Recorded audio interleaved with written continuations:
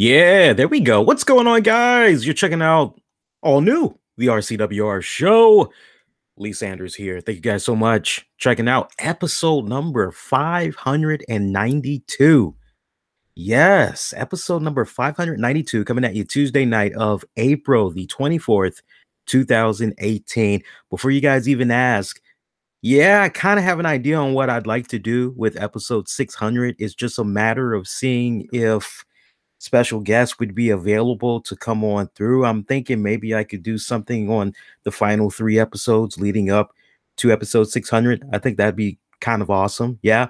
But more on that in a couple of more weeks. That's still a little bit of a long ways away. It's like about maybe, if not a month and a half, maybe 2 months away because of the way we pump out episodes. But yeah, more on that later. How the hell y'all been, man? It feels like it's been a good minute since I was last interacting with you guys. So we're live right now. Take your pick, man. We are on Spreaker, YouTube, Facebook, also streaming via the RCWR Show app that is available for free in the Google Play Store. And in case you missed the announcement from a couple of weeks ago, the RCWR Show with Lee Sanders is now on Spotify. Yes, it's now on Spotify. Just one of the many ways go about bringing you great content. It's just about opening more and more of those windows, just creeping, not even creeping, just opening that bad boy, just stepping all up in there, going, what's up? All that good jazz. So really love the fact that we're also now streaming on Spotify. So I'm like, who's next? All right, so we're now on that platform. Who's next? So interact couple of ways. Really, I think the best way you guys can definitely interact, I would say I'm mainly focusing these days on the chat on YouTube, and I'm also focusing on the interactions that come via Facebook. So, I mean, if you're listening via Spreaker, that's totally fine. I do appreciate that love and support. I mean, after all, the pennies over there on Spreaker, it does help out, and the show is definitely the downloads. You have no idea. But if you ask me where I'm really loving the live interactions when I'm on the show, I love what I see coming about as far as interactions go from Facebook and definitely on YouTube. Yeah. So SmackDown went off. I'm also keeping track of the playoffs. I have to say the past, I want to say 36 hours, I've been a little bit distracted. And I've been distracted because I spent the past 36 hours. I know this has happened to a lot of you guys out there. Feel me for a few ticks, right? I could not find my credit card. Okay, so the last thing that happened, so we pretty much go into Monday morning. The missus drops me off at the station so I can hop on the train, go into the city for work. And I leave her with my credit card because she had to ship something off to somebody that, we were selling some stuff on eBay, and a cat was real interested. He's up in New York. He's like, yeah, I'll take it off your hands. Sure. What the hell? I was like, okay, good. You got the money? Yeah, here you go. I was like, all right, awesome. So I say to her, okay, here, take my credit card and do what you got to do at the post office for shipping and all that. I'll just get it back from you later. What about transportation? Aren't you? No, I'm good. I got my transportation money. I am set to go. Love you. Bye. So fast forward, come home that same night, and she gives me the credit card back. And I did something that was very uncharacteristic. I have like this massive wall that's behind our bed. I have this massive wall that's just filled with mainly my CDs. I mean, we're like in triple digits of CDs. Okay. So I do this weird move where I take the CD and I put it in between one of the jewel cases, or so I thought. And then you fast forward several hours later, I'm going, okay, where's the CD? Oh, yeah, it's in between the CD jewel case here. Okay. I'm looking, can't find it. I'm looking, can't find it. And I'm looking, I swear that was where I last saw it. I wake my girl up. She's like, what's going on? It's like, I can't find my damn credit card. It's like, well, where'd you have it last? I tell her. So she's up for a couple of minutes looking through the CD rack, and I'm going, it's not here. I'm like, you sure you're not laying on it? Sometimes she lays on stuff by accident. She's like, no, I don't feel anything. Look, I'll get up if you want. I was like, yeah, I appreciate that. So she gets up. It's like, okay, well, it's not here. It's like, I'm losing my mind. She's like, well, maybe you took it downstairs or something. I'm like, yeah, that's a possibility. Maybe couldn't find it. So I went to bed frustrated. Luckily, I didn't have to do anything that was imperative, right? So I come home today and I'm tearing the place off. I'm looking for this damn credit card. I still can't find the credit card. So she comes in a couple hours later. Did you find your credit card? I go, no, no, no, I didn't find my credit card yet, honey. Like, I don't know what's going on here. She's like, where'd you last have it? And I tell her, you sure you didn't? No, I'm sure. I didn't go anywhere else. I put it in between the CD, one of the jewel cases here. She goes, okay, all right. So I'm getting the show ready. And literally seconds before I come live on the air, she just gives me this nod. And I'm like, what's up? And she just gives me a nod. I'm like, what's up?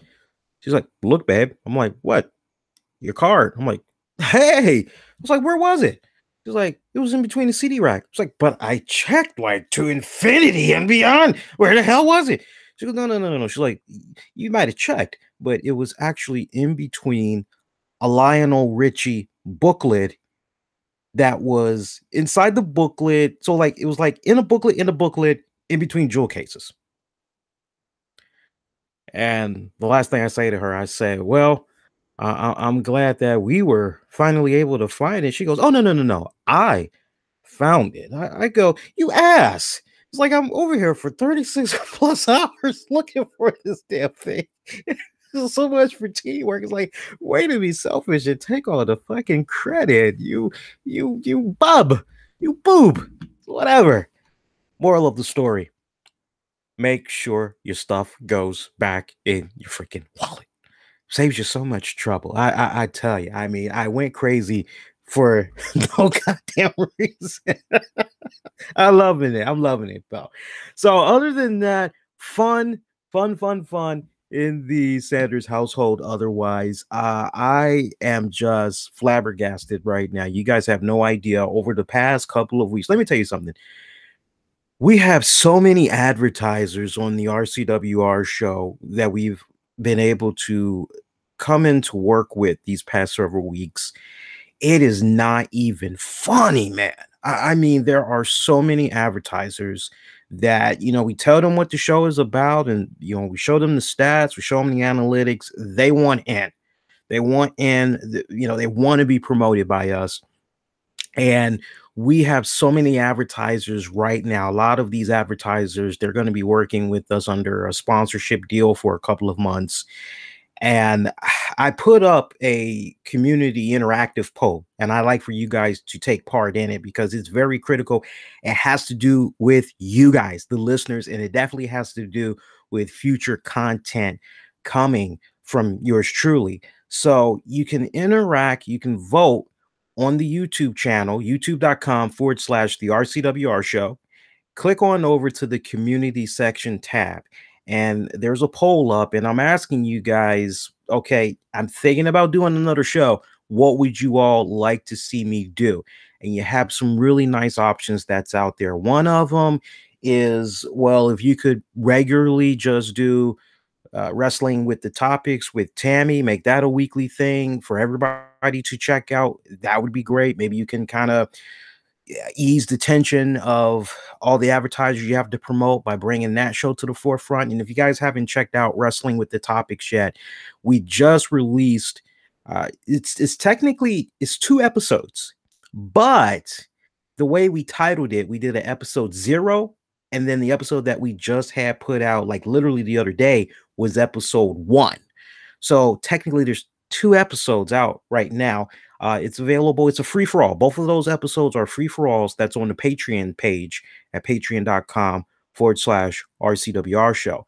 So I put that idea out there. And then the other idea was, well, maybe I need to go ahead and maybe I need to do another edition of the RCWR show. So you have that as an option as well. There's another option where maybe I could do a show where I'm interviewing somebody every single week, just a random guest. You don't know who it is, doesn't necessarily have to be wrestling. It's just a guest on the show every single week.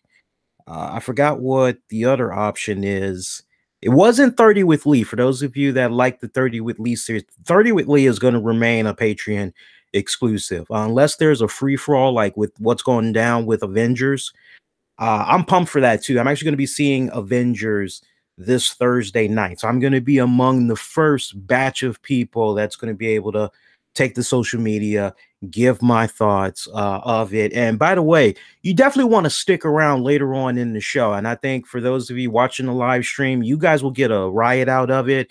Those of you that's going to be listening on the downloads, you guys will probably get a nice little chuckle. But the folks on the live web stream, they're really going to enjoy it because I'm going to give you my first ever live reactions to the new Venom trailer. I did not watch the Venom trailer. I saved it just so we could talk about it here on the show. So you'll be watching me look at the trailer and I'll give my thoughts of it from there. But yeah, those are the options right now as far as, what I'm thinking about doing. And I would definitely appreciate you all's input. So there is no time limit on when you got to cast your vote. Just as you're hearing this right now, be it live, on demand, on the downloads, cast your vote. I'll be checking it frequently. And honestly, I'll think I'll have a decision made in probably about 3 weeks. Just getting you guys input. But I do appreciate you guys that take the time out, let your voices be heard, because it really, really is going to help me figure out what exactly I need to do. Now, I know some people are going to be like, well, Lee, what about Impact Showdown? Why don't you bring back Impact Showdown? Maybe cover Impact Wrestling again. That would be kind of cool too. You'd be surprised. We actually had some core fans that really, really had loved them some Impact Showdown talking about Impact Wrestling. And there were definitely some people that were not happy that Impact Showdown went away. And I had people send me private messages basically saying, dude, the whole reason why I even subscribed to you was because you freaking covered Impact Wrestling and you did it so well. Can't you even entertain the idea of bringing it back on a semi-regular basis? So as much as I would like to, there's just so much that's going on. I mean, every time you turn around, you think you know what's going on with the roster. You're used to certain talents, and then it's just this constant rebuilding. Now, look, I still watch the product. I just don't talk about it as much as I used to, but I do watch it. My girl will tell you I watch Impact Wrestling every week. I usually catch up on it on the weekends on the DVR. I'm burning through the commercials. I'm burning through the segments that I feel are, and I'm pretty much trying to just look at the big meat and potatoes and everything. That's pretty much it. But I'm not quite at that point right now where I want to go on ahead and cover Impact Wrestling on a weekly basis like I did so many years ago. I'm just not there yet, sadly. I mean, I would like to get there, but maybe in due time. Maybe in due time. We'll see what happens. All right. So before we dive into a whole bunch of stuff, man, I definitely want to take this time out. And I tell you what, man, the week that we had, right? Barbara Bush, we literally have found out about that just minutes before we had went off the air from last week. Yeah. Then you followed that up with the news on Bruno Sammartino. I actually had a day off from work and my girl woke me up right before she was getting ready to leave out. She said, "Hun," I'm like, "Yeah, what's up?" Uh, you may notice, I'm not really sure, but Bruno Sammartino apparently passed away. I'm going to say, "What?" She's like, "Yeah. Bruno passed away. Let me double check. Let me see." And first thing I do, I grab my phone and normally I have it already programmed on Bing for search. I don't like Google for search. I don't know about you guys.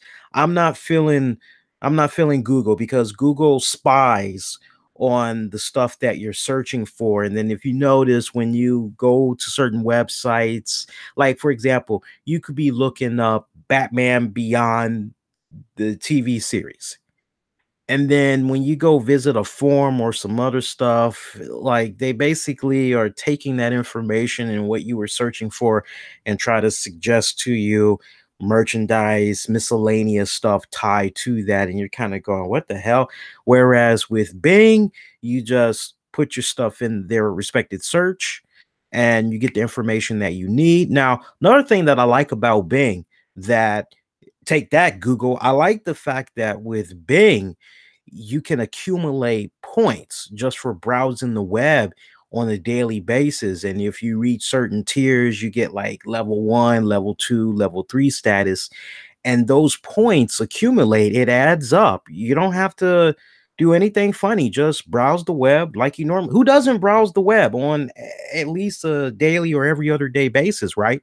Once all those points add up, you can then redeem those points. And I've redeemed points many times for Xbox gift cards online, redeemable gift cards, or Netflix, uh, trying to buy something in the Microsoft store, whether it's a piece of accessories, or it's a situation where maybe I'm trying to digitally buy a game or a new album, whatever, DVD, whatever, those points accumulate and you just cash them out when you have a certain amount. You can see everything that they have up for grabs, and you can actually select the tier that you want to go for and pretty much go from there. It's a really cool. If you guys never ever looked into Bing before, I would strongly recommend you do that.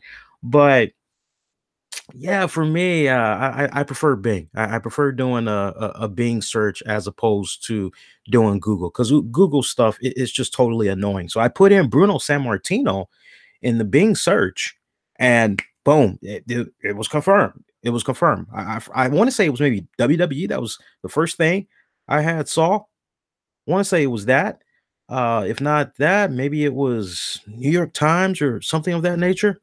And I'm like, oh, and it just felt like somebody had punched me in the freaking gut. I don't want to really rehash everything that I had said, because I actually did take to YouTube to break the news on Bruno.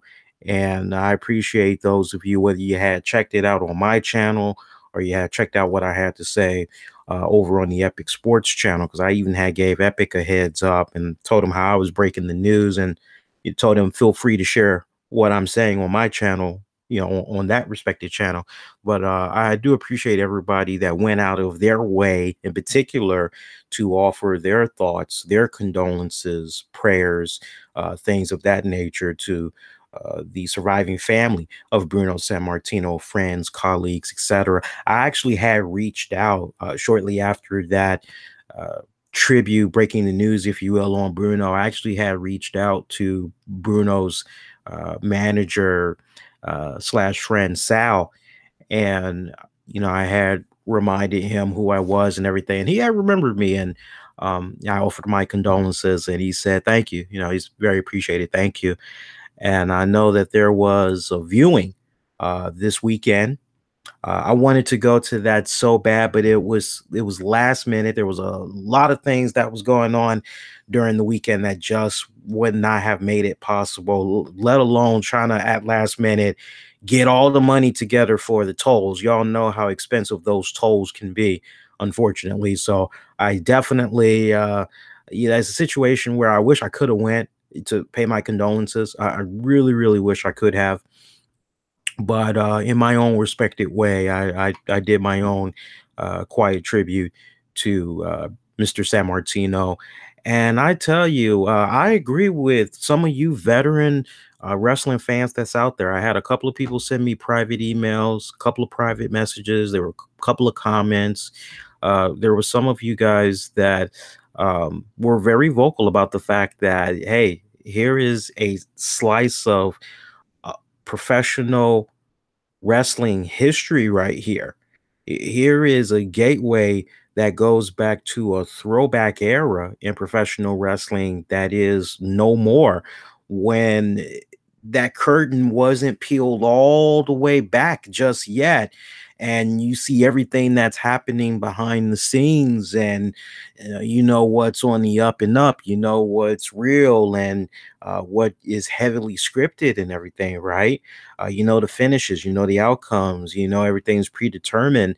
Bruno was that relic. Like I said the other day, he was that relic of an era that is no more.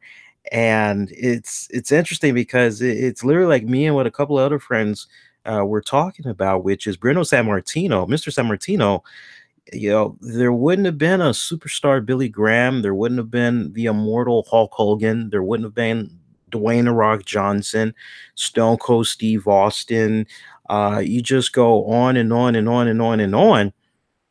None of these guys wouldn't have been able to come to the forefront without the foundation that Bruno Sammartino had laid down. And, it's sad that his passing was not recognized enough nationwide. It's really sad. I was definitely shocked when it came right here to the nation's capital and Washington, D.C. I was very, very surprised at it. And, not so much because, hey, we're here in D.C., but when you really stop and you think about it, WWE, it's early years. It's early years. They started everything off here in the nation's capital, and they were doing their things pretty much mid east in those, main territories, New York and all that. And wrestling here in the DMV, a lot of fond memories. I tell you what, one thing that's been really cool about taking the show on the road, especially when it's been situations where I've had to do stuff covering events in the DMV, it's always cool talking to fellow wrestling fans out here in the area, especially the veteran wrestling fans. By that, I've had many conversations with wrestling fans that are somewhere between the ages of 50 and almost as old as 75 even, that I could just get lost hearing them talk wrestling for hours, talking about the throwback days and all that. And I found it very, very interesting that there was no love for Mr. Sammartino over here. And it was just one of those things that just, wow. But I tell you what, WWE did a fantastic job on Monday night with the salute, with the tribute. Now, it was a very nice video package, and it was nice seeing sprinkled all throughout the episode, from Arnold Schwarzenegger to Kurt Angle to Chris Jericho. It was really nice seeing all of those people go out of their way to offer their thoughts on Bruno. I loved it. I loved it. And I tell you another thing that was very interesting, which was the fact that, and it's sad that once a person dies, only is it in death that, oh, their body of work is really, really recognized, it's really appreciated, it's really cherished, etc. And I remember big time when there was talk about a Bruno Sammartino documentary under the WWE. I remember this vividly. And I remember it vividly because I remember I remember shortly around the time that we were interviewing Bruno Sammartino. It was our one and only time we had Mr. Bruno on the show. I remember when we were talking to him, he was talking about the documentary. Now, I don't know if, because I haven't gone back and listened to the audio in a while, but I know in between the interviews, there was several minutes of side conversation I had with Mr. Sammartino. And I remember at one point the documentary that was being brought up, because there was a documentary, an independent documentary that he was working on. And later we had learned that WWE was interested in doing their own documentary, but there had lied a problem in itself, because the way WWE had wanted to do their documentary on Bruno Sammartino, basically, from what I kind of understand, they wanted like exclusive rights. They wanted first dibs, and they wanted the premium access, all of that. And there was a lot of stuff that was shot. And I was looking forward to seeing whenever that documentary was going to be coming out, but sadly, it did not come out while he was alive. Instead, there was the independent documentary that was released. And you're going, okay, all right, great. And I thought that with what we had saw of WWE's version, I thought that it was a little bit okay, but I liked what I saw of the trailer, video clips I've seen off and on over the years of the independent one that Bruno had did. And I do want to keep you guys alert that there is actually going to be another documentary on Bruno Sammartino that's going to be coming out. I'm actually seeing if I can find the tweet because I actually had retweeted it because I thought, whoa, that's kind of interesting here. Let me see if I can find it real quick because I want to give the guy credit here. And if I can find him, that's great. If not, it's a reporter from Pittsburgh. And apparently, he had a pretty big hand in orchestrating this soon to be documentary on Bruno that's going to be coming out. Let me see if I can find him here. Yes, here we go. His name is Larry Richard. And Larry Richard, he is the co-host of the what is that? KDKA morning show on News Radio 1020 KDKA. You can find him on Twitter at KDKA Larry. Again, on Twitter at KDKA Larry. And he put a tweet out there. He said, we have a new documentary coming out that Bruno and Carol, his wife, Bruno's wife, saw and approved. We will talk with the family to determine the appropriate time, but it will be fairly soon. Stay tuned. So, I can't wait to see how this documentary does as well compared to the one that Bruno had did independently. But what a sad day for wrestling fans. I mean, seriously, a sad day for wrestling fans. And I mean, now you got Dave Meltzer. I think the timing was wrong too. Dave Meltzer jumped out there and he basically had said that with regards to the 150 to 180 Madison Square Garden sellouts that Bruno Sammartino was responsible for, basically in a nutshell, you had freaking Dave Meltzer put out a message saying, well, it's actually, me and Bruno, we're actually friends and, known him for a lot of years. He'll tell you, but those numbers were a bit exaggerated. It's not exactly accurate.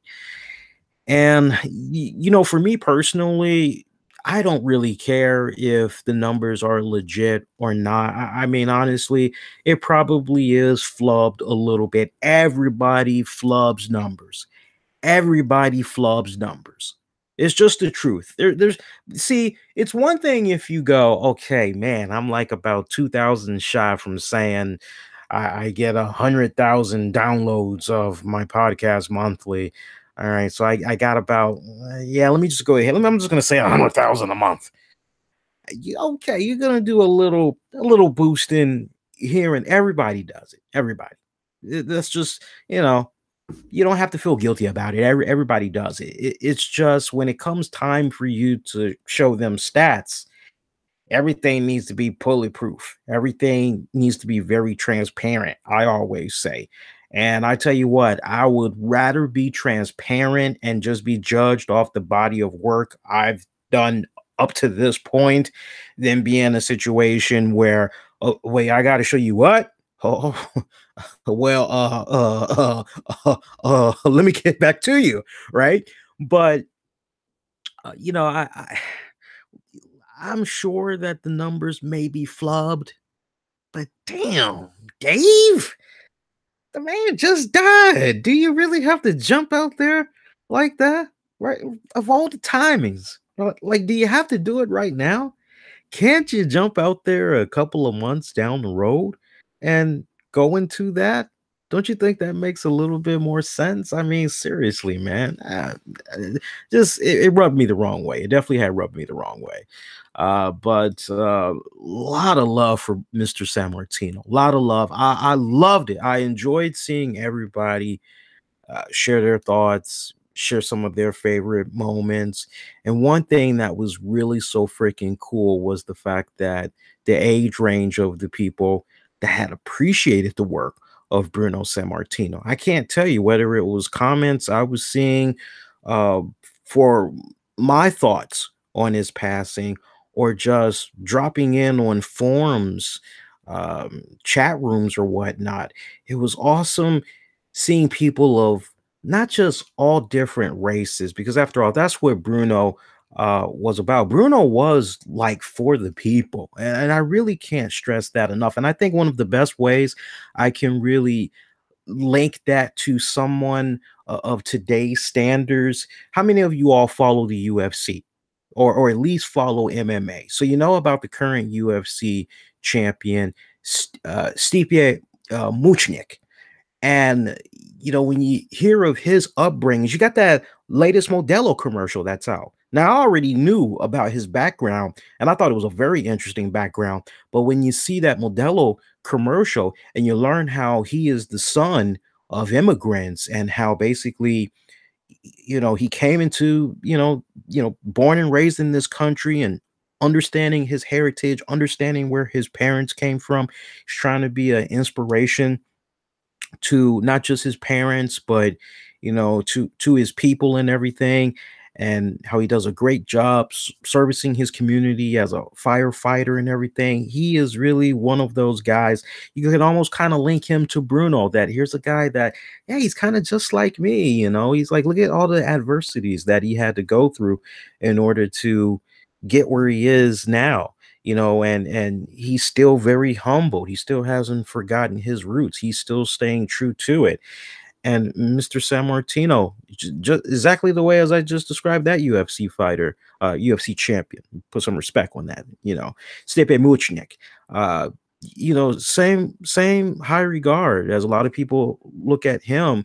Bruno, for his respected time, all the way up to his passing, was always looked at as such. And here's a guy, as old as he was still getting up, and he was telling me his regimen on the show. He was telling me, Lee, I get up at what do you say, 5 in the morning? I believe it was. He gets up at 5 in the morning, you know, has himself some breakfast, good healthy breakfast, goes jogging and all that, lifts weights.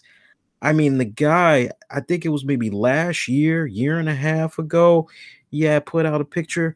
Even though he was in his early 80s, the dude was still freaking ripped. The dude was still freaking ripped.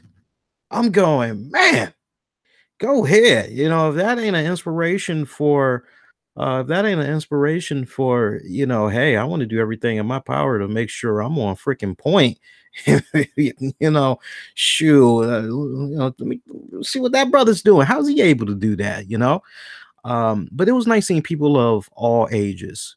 Just, I mean, you name it. I mean, you even had people that were in their late teens that were saying, I don't know diddly squat about Bruno Sammartino, but this was a man that my parents or my grandparents had, told me so much about, because they got me into wrestling. And, I'm happy to say I saw a lot of his stuff, growing up. And, I had a really good appreciation for him. You actually be surprised. There's actually younger wrestling fans that have a good, strong appreciation for wrestling of yesteryear. It was amazing. I loved it. It was great seeing all the support that he was getting. Definitely great.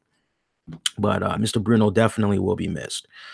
So, we had that go down, and what do you want me to talk about with regards to Monday Night Raw and SmackDown? I gotta be honest, I was mainly sidetracked with some of the stuff that was going on with the NBA playoffs.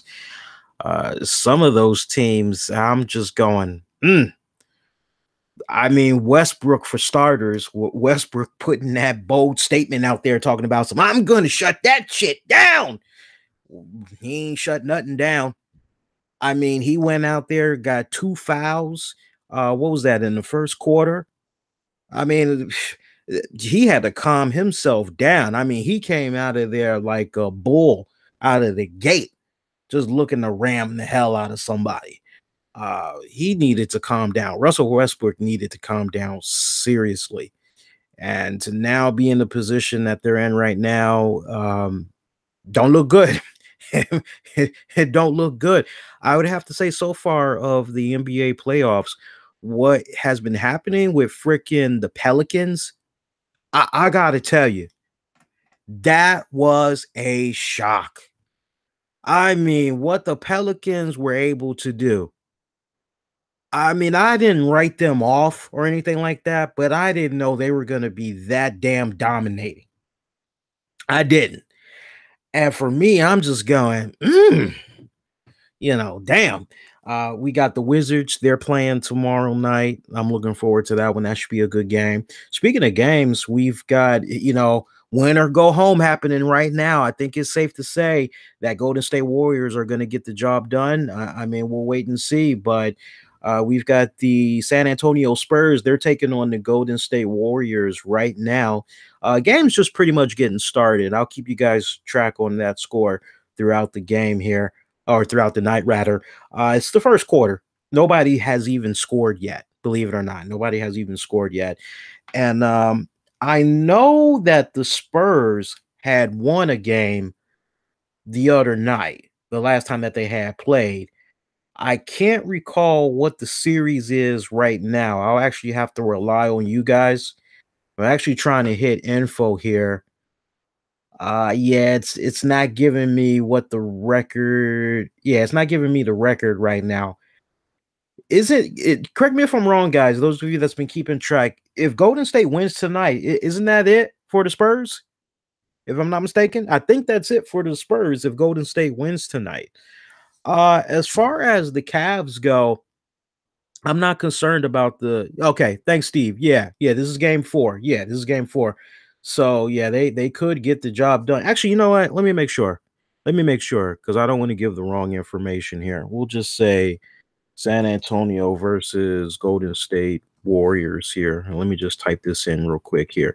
Yeah, it's 3-1 right now. Yeah, so if they win, that is it for them. Cavs, I'm not worried about the Cavs right now. I'm really not because I'll tell you this much. With regards to the Cavs, I still am not feeling what's going on with the bench. The bench, they really, really, really need to step the hell up. LeBron cannot do everything. He just can't. There needs to be contributions from everybody. Okay, there needs to be contributions whether you're going with first string, second string, or aka bench. There needs to be complementary status matching that of what LeBron James is doing. It can't just be all on LeBron James. And I think that the main reason why the Cavs had won the game that they won against the Pacers the other night was because of that energy that LeBron brings, that competition that he brings. When LeBron is laser focused on something, you best be on your best behavior and you better be bringing it because he definitely is. He's bringing all that and more. So you definitely need to be representing as well and compliment him. Otherwise, he has his way of letting it be known that you look at this current lineup. I mean, it pretty much had got reshuffled all because he basically had jumped out there and said he hasn't been having any help. But this is a really good competition wise. This is a really good series right now. It's tied up to a piece. I mean, this could really go either way, but I still feel that Cavs are going to be able to advance. I would truly be shocked. Now, would I be shocked? Let's really think about this. Who would I be more shocked about? The fact that the Pelicans did a sweep, or that for the first time, like safe to say in his career, or like first time in X amount of years, that LeBron's not advancing to the second round of the playoffs? Which one would be more of the shocker? As it stands tonight, maybe my mind will change in a couple of weeks. I still got to lean more towards the Indiana. I'm sorry. I still would have to lean more towards the Pelicans. I would have to lean towards that sweep because nobody saw that dominating performance for that whole series they were in coming. Straight up, nobody saw that coming. But I did catch a little bit of what had went down with Monday Night Raw, and you know what? It was a decent show. I love the fact that they had closed everything out with the women. I thought that was nice, although I thought at the same time it was like a little bit of a backhanded compliment because it was, "Hey, ladies, since you all are not going to be able to come with us to Saudi Arabia for this greatest spectacular Royal Rumble event ever, we're going to go on ahead. We're going to let you close out Monday Night Raw." Oh, yay! Awesome. Thanks, guys. Yeah, cool. But then for me, it was just a little bit disrespectful that as this match is going on, you get the graphic for freaking the greatest Royal Rumble. Like they did like a split screen, and you're kind of going, "Are you serious?"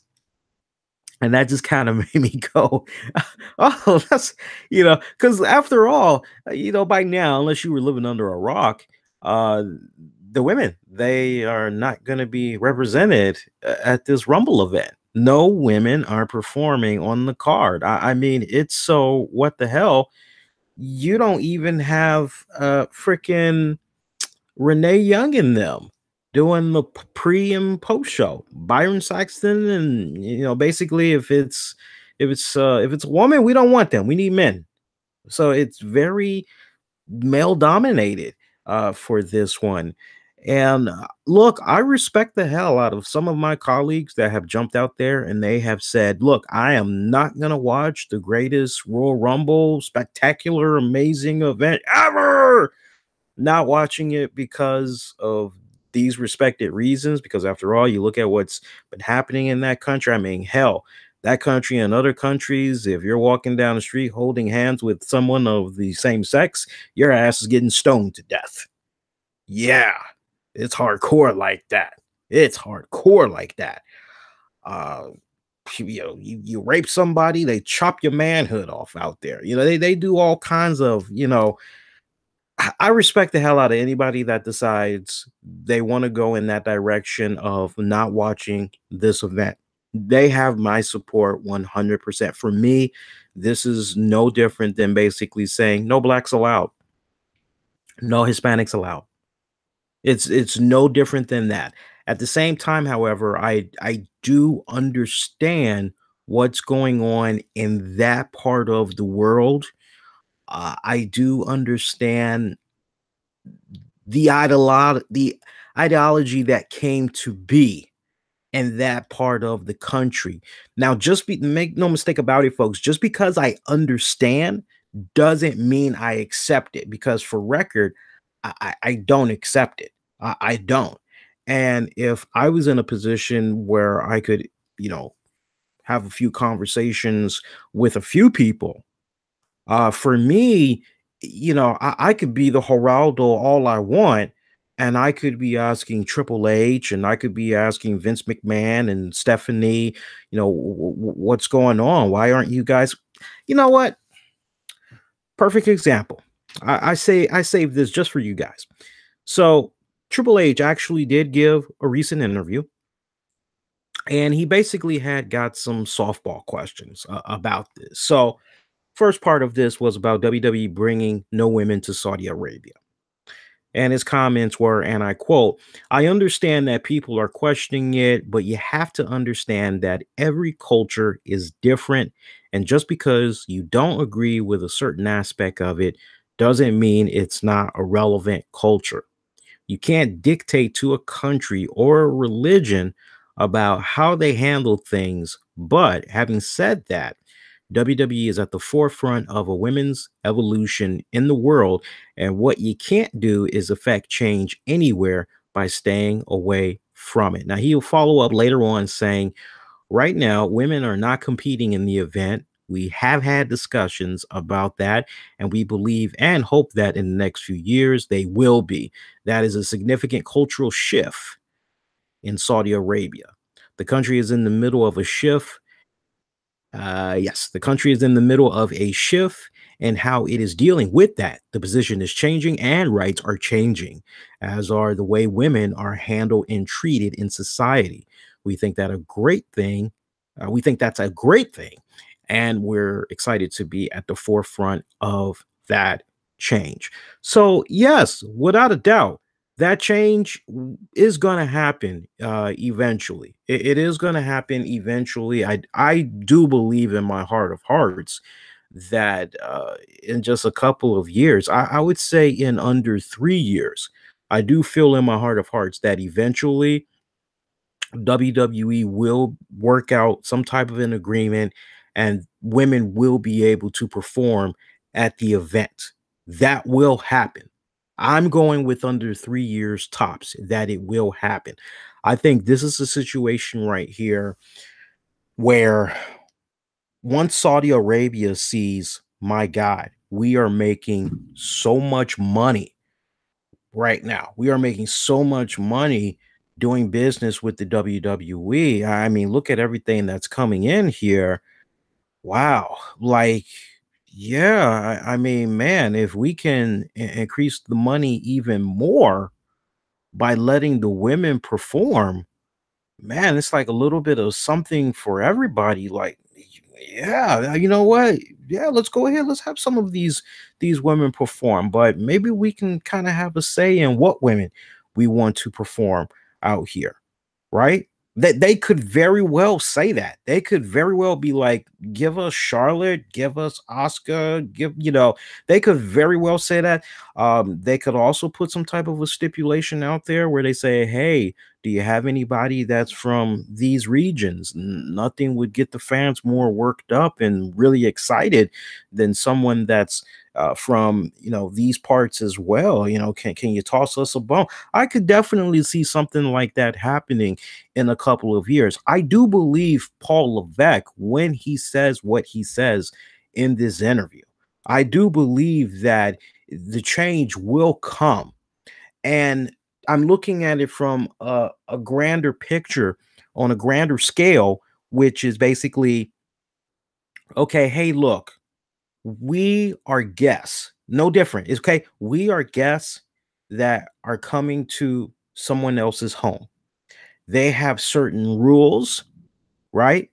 And for now, we need to abide by those rules. If we want to be in a position where we may be able to change their mind, we can't just be coming into their home off the break and giving them orders and basically telling them, well, in America, that's not going to work. You're going to meet deaf ears and nothing is going to get done. And it's a lose-lose situation for everybody involved.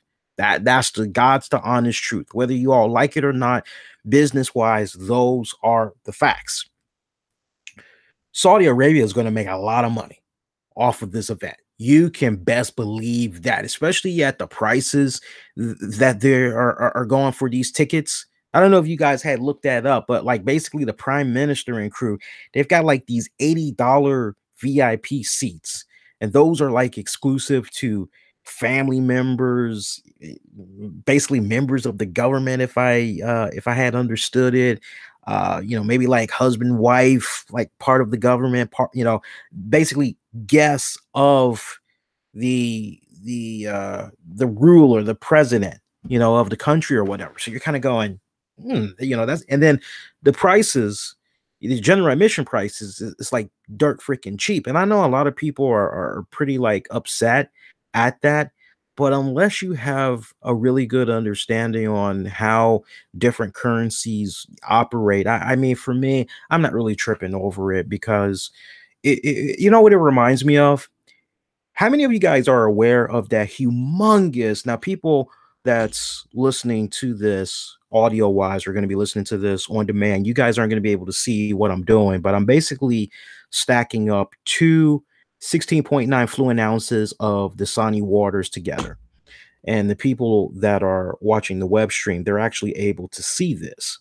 Now, how many of you guys, now that I've stacked these two Dasani bottles up with one another, how many of you guys seen in those other countries how they have like this size bottle of Coca-Cola, Pepsi, like in Africa, and they basically charge like $8 but in the United States, you could probably get it for $2.75, $3 or whatever like that.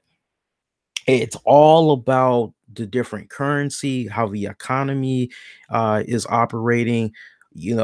limited resources. I mean, you got to combine all of those things. You got to combine all of those logistics and everything. So for me, when I hear the prices for them, I mean, for me, I'm not upset. You know why I'm not upset? Because I have the WWE Network at $10 a month. So I'm really not upset. I think the only people that would be upset about this, truthfully, are the people that maybe had paid the X amount. And there were quite a few people that I had saw on social media. I'm not going to put their names out there because I don't want them feeling like I'm blasting them. But there was definitely a vocal amount of people that were at the Royal Rumble for this year. And when they found out the prices that they had found out for this one happening in Saudi Arabia, they were pissed because they felt as though they got gypped and that all of the heavy artillery, the craftsmanship, the attention to fine detail, great booking, they felt as though all that is going to be happening in Saudi Arabia and that over here in the States, they got really, you know what? Okay. So, I can understand their gripe, but for anybody that has the WWE network, we're going, well, we win either way. We're fine. We're good. Right. But the change is going to happen eventually. As far as I'm concerned, will I be watching the greatest Royal Rumble event ever? Spectacular. Awesome. Good show. Great job. Yes, I will be watching it. I will be watching it. Number one, a couple of reasons. Number one, I have a responsibility to my advertisers. All right. They know what my show is about. They are expecting to be advertised on that show. That some of them have already let me know that "Hey, I know this is kind of a touchy, but we're expecting. Okay. All right. No problem. Number two, I want to watch the event. I want to watch the event because I want to see, I want to experience this culture from overseas. The same way I went into it with the Beast in the East event, the same way I went into that. I'm going, okay, I'm there. Third, I took off from work to see this damn event, and I'm not changing that for nothing. Okay, so for me, all of those things combined, and then most importantly, okay, so I decide I don't want to watch it. Well, guess what? WWE is still getting their $10 from me. So that's my mentality right now. So I mean, for a lot of you guys that might be a little bit bent out of shape and you're going, "Oh my god, what the hell, WWE?" It's like, just know if you're in that position where you're kind of going, "I'm not going to watch this event." Just know that you're still paying for the WWE network. Okay, so whether you watch it or not, WWE is getting their money either way. Okay, if you're gonna be this way, if you're gonna have this mindset, all I have to say is definitely be consistent. Be consistent from the standpoint of, put your money where your mouth is, as far as I'm concerned. If it really bothers you that much with what WWE is doing and the fact that they aren't really being, well, in America, well, that's the thing. That's America. You're a guest in this other country. You've got to play by the rules. You've got to. You've got to. You either do, and hey, in due time, the progress you hope to make, it will come naturally. Or yeah, you be resistant. I bet you that's the one and only time you're gonna be okay. And keep in mind, folks, that with Saudi Arabia, this is a 10-year deal that they did.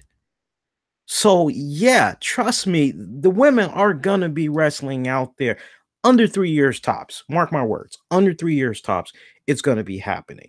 But no, be consistent. It's like if it really bothers you that much that WWE isn't going to have women performing this Friday, then put your money where your mouth is and just be like, okay, you know what? Until things really change for the better, no more WWE. I'm not giving you, even though it's $10 a month, I'm going to take that $10 and I'm going to give it to the Shine Wrestling Promotion. I'm gonna give it to freaking Shine Wrestling. I'm gonna give it to one of these other promotions. That's really the point that I'm making. And don't take what I'm saying as me bashing any of you guys in any type of way. I'm just trying to help enlighten you. If you're gonna be one way, be very, very consistent. It's so amazing because when we had the whole fabulous moolah controversy come about, Nobody was jumping out there going, "Oh, I'm canceling my WWE Network subscription. The hell with this. The hell with this. I'm not going in that direction. You know, I'm not going in that direction. Screw this company." Right?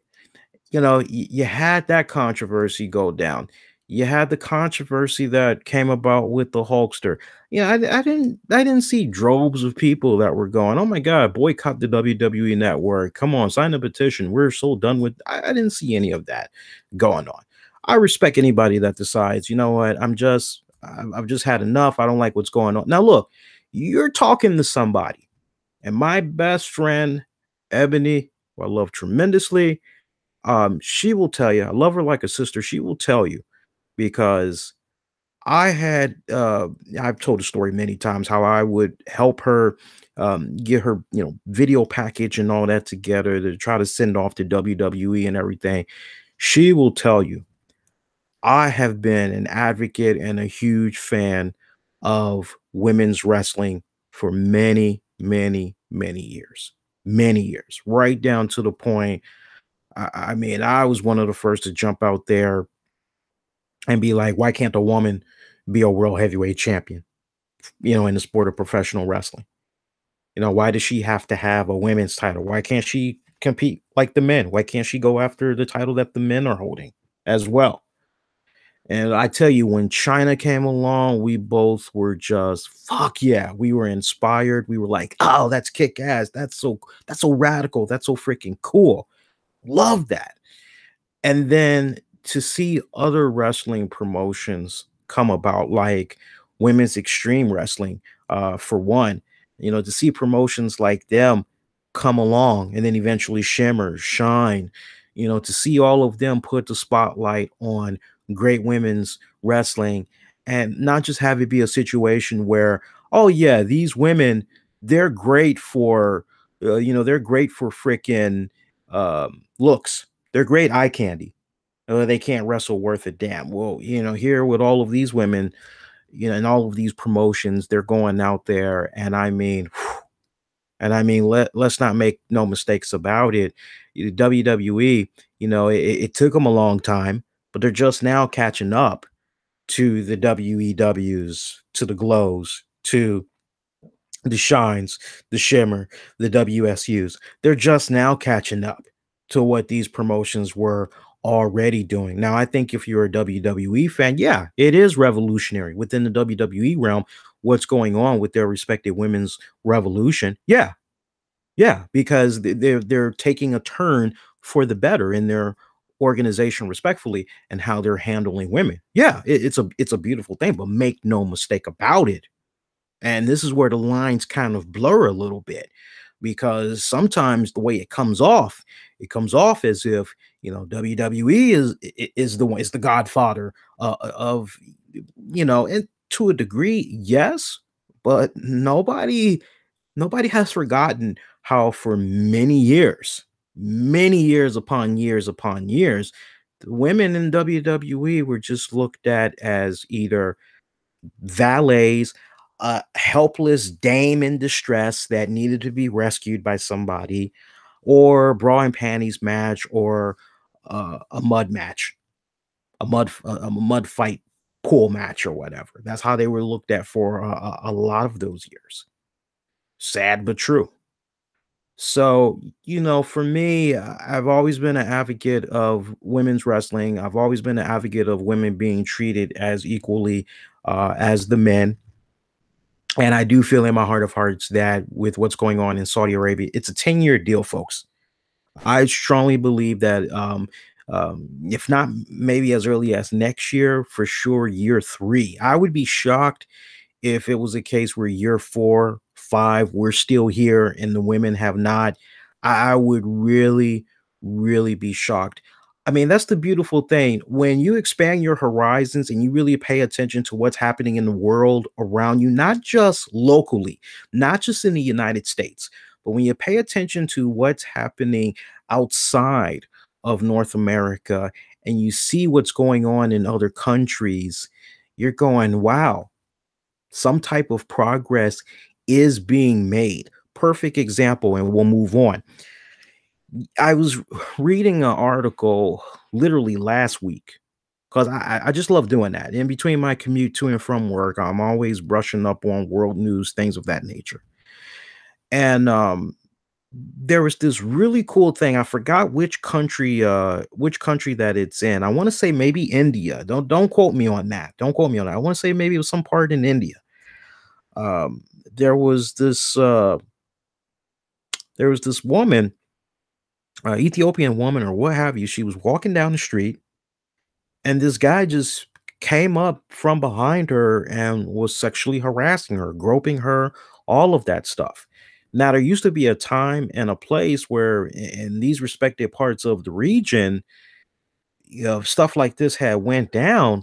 The woman really didn't have, in that culture, women really didn't have the power to, hey, get off of me. What are you doing or whatever? And at that point, if she would go and talk to the local police or whatever, police really wouldn't be on her side. Yeah.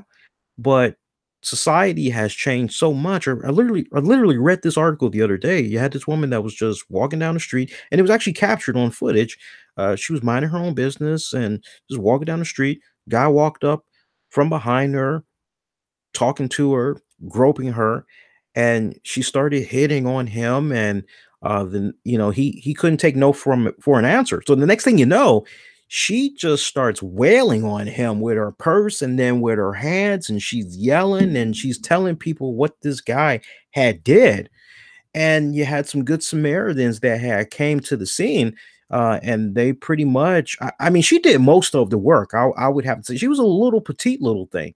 She did most of the work, and really, pounding this guy, on his shoulders, on his face, on his back, and all that, until some good Samaritans came and find out what the hell was going on, and they detained him until the local authorities had came. And they did arrest him. He was charged and everything. And I want to say maybe he's doing jail time. I'm not really sure, but he definitely was arrested. So when you hear stuff like that, that's happening in, a foreign country, whereas, 15, maybe even 10 years ago, same scenario had occurred, and nobody is coming to that woman's aid, right? Nobody's coming to that woman's aid. They're just looking around, kind of like minding their own business or whatever. Women in that type of cultural environment, hey, cover your face. You're only good for one thing: making me kids, keeping my house clean, get to it, right? Sex whenever I want it, whatever. It's amazing how the culture is changing. So I definitely feel that there is a shift when you look at everything that's happening in the world right now. There is a shift. There is a shift. And I tell you, it's a beautiful thing. It's a beautiful thing, to be seen. It really, really is. I'm reminded of, I was talking about that. I'm talking about what was going on overseas. And sadly, I'm reminded about the sick bastard that did what he did at that Waffle House. I'm not going to give him justice, or not justice, but I'm not going to give him praise. He doesn't need the praise as far as mentioning his name. I'm not going to give him that type of press, basically, is what I'm saying. Sick son of a bitch walks into a Waffle House, looks as though he was targeting minorities. Sick bastard. Sick bastard. Apparently, he wounded slash injured four people and killed four people. People that he killed, a combination of Hispanics, blacks. I don't care what type of weapon he used. I don't care if it was an AR or whatever. I don't care about that. Just the act alone. I mean, can you just, when I heard this, I just couldn't help but wrap my brain around that and go, so let me see if I got this straight. So, my friends, that could be you and me at a restaurant, having a drink, shooting the shit, eating good food, and somebody that just decides on this particular day they want to be a turd, they walk into the establishment, just lighting everybody up. Whatever they see, whatever they can hit, they're just lighting it up. That's just mind-blowing to me. But then the real kicker, to learn that this guy had tried to hop the fence at the White House last year. He was apprehended, he was arrested, all that. And then in the respected state that he lives in, the government basically goes, "Oh, no, no, no, no, no. We're taking all your firearms away. You are prohibited from having any type of firearm on your person. No, you are not allowed to have a license. None of that. Nope, nope. Sorry, nope. After what you did at the White House in D.C., nope, nope, not having it." And what happens? The guns, all the firearms that this young man had, they're given to his dad, who then turns right back around and gives the weapons back to his son. And now you fast forward to now. I'm just going, wow. I'm thinking Heat Wave's mind blowing decision song right now. I mean, that's the song I'm thinking right now. Mind blowing decisions. Oh yeah, that's my song. I think I gotta play that. That is just seriously, that's mind blowing when you hear that. My thoughts and prayers, but most importantly, resolution. Too many thoughts and prayers. I need resolution. I hope resolution comes as a result of this, and I hope some laws get changed. And one of the things that I would personally like to see change is, wait a minute. So this young man, he was not allowed to have firearms, right? He was not allowed to have firearms. Yet the police, or whoever, the authorities, let's say the authorities, they decide to the parents, hey, we're going to go ahead, slap him with a fine and all that. He's been revoked. He cannot carry firearms anymore. We're going to give you these weapons back. And I guess maybe they were given the weapons back with the condition that, hey, you keep them, you sell them for cash, whatever. But to just go and basically, here you go. Screw them. They don't know what they're talking about. You are just standing up for our country, and that's my boy, or whatever. And for this young man, basically, a year later or whatever, to do what he did. What I personally would like to see change, boys and girls, is a situation where, wait a minute, you weren't supposed to have those weapons. How did you get them? Okay, so your parents enabled you. Whoever enabled you, they need to face charges as well. They need to face jail time as well. Now, I can be a little bit lenient. If it is a situation where no lives are caught in the crosshairs, but there is a serious endangerment, but no lives, no casualties, right? Then heaviest fine, probation. I could see that. I could entertain that idea. I can meet somebody halfway. I can meet Congress on legislation halfway on that one if they phrase it just right. But if it's a situation where, okay, so you were told that this person, they can't have firearms, yet you turned around and gave them these firearms and they killed these people, that's basically enabling. That is enabling. You are, whether you want to admit it or not, you basically had acted as a assailant to this. I feel that you need to be charged to the fullest extent. And if that means you need to do anywhere from 5 to 10 years in jail, so be it. So be it. So I hope that whoever the uh, general attorney is, I hope that they are building one strong case, and I hope prosecution is able to come after the dad and anybody else that had a hand in giving these weapons back to this very disturbed young man. But when I heard that, it just felt like a punch in the stomach. It's just really, when you stop and think about it, you take a step back and you think about it a little bit more. Our society is getting so antisocial. You notice it. Be honest with yourselves. You notice it. Whether you go to the grocery store, right? And you're going through the checkout aisles And you notice that there's hardly any cashiers at the registers. Part of the reason why is because the cashiers that's coming up these days, they don't know how to freaking interact with customers. They don't know how to say a simple hello, how are you? Did you find everything you need today? Nice weather we're having. They don't know how to interact. They're just basically there acting like they've been given a death sentence and they really don't want to be there. Okay. And for those reasons alone, for that piss poor type of quality piss poor customer service, I should say, is why you have individuals that will say, okay, I've got everything that I need. I don't care if I've got 50, 65 items here in my cart. I'm going to the self checkout aisle because I don't want to deal with that asshole over there. They're an asshole.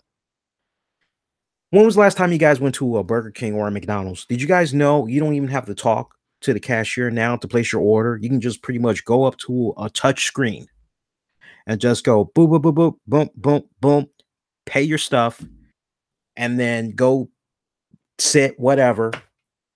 Hear your number, get your food, say thank you, roll the hell out. You ain't gotta interact with them anymore behind the counter, except for that. We are just now getting to that point where there's less and less interactions.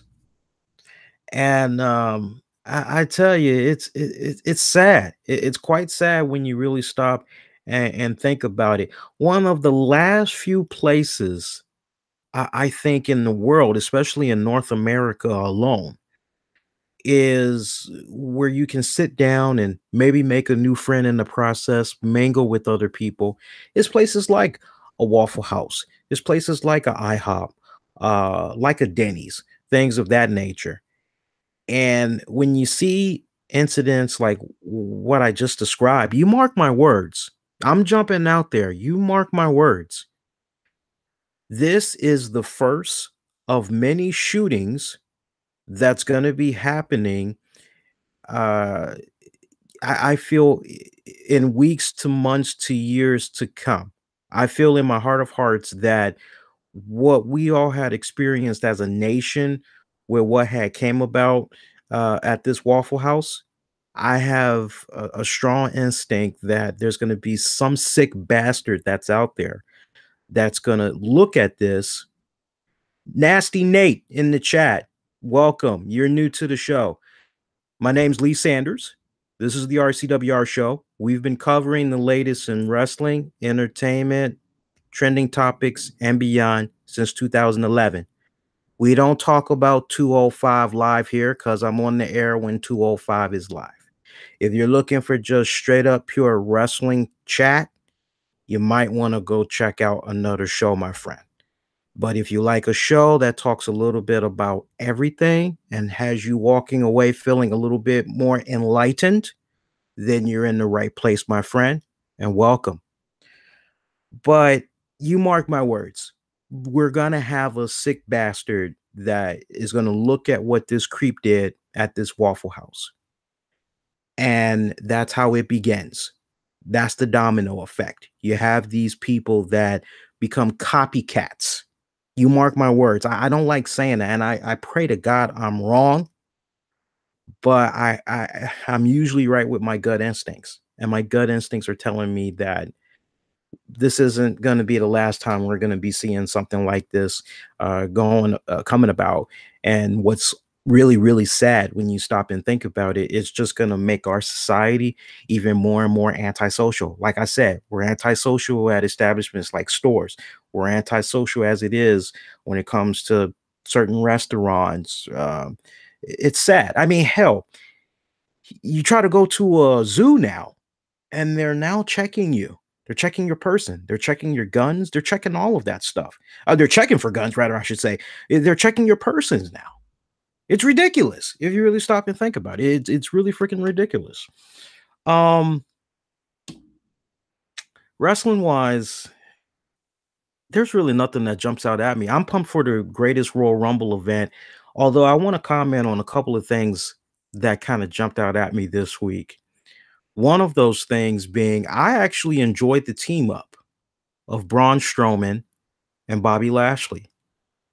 I think WWE quietly stumbled upon something that could actually be a good thing, more so for Bobby Lashley than for Braun Strowman. Braun Strowman really does not need a tag partner right now. He is just fine on his own. But I actually had enjoyed the pairing of these two men. And I felt that with Bobby teaming up with Braun, it kind of gave him a little bit of a good rub off, if you will. My only question is right now is that something that we're going to be seeing going forward in the weeks to come? That's my only question, because I'm looking at the Bobby Lashley experiment so far, and look, I know it's still early. I know it's still early, but for those of you that want me to jump out there and tell you, what I think so far of Lashley, it just goes back to exactly what I had said on last week's show, which is WWE has done a poor job in really hyping up Bobby Lashley. I'm not going to go all overkill with it, but I'll say it again in a nutshell, which is you have this man that was in your company several years ago, practically looks the same, right? Had some really great feuds, has some pretty good moments.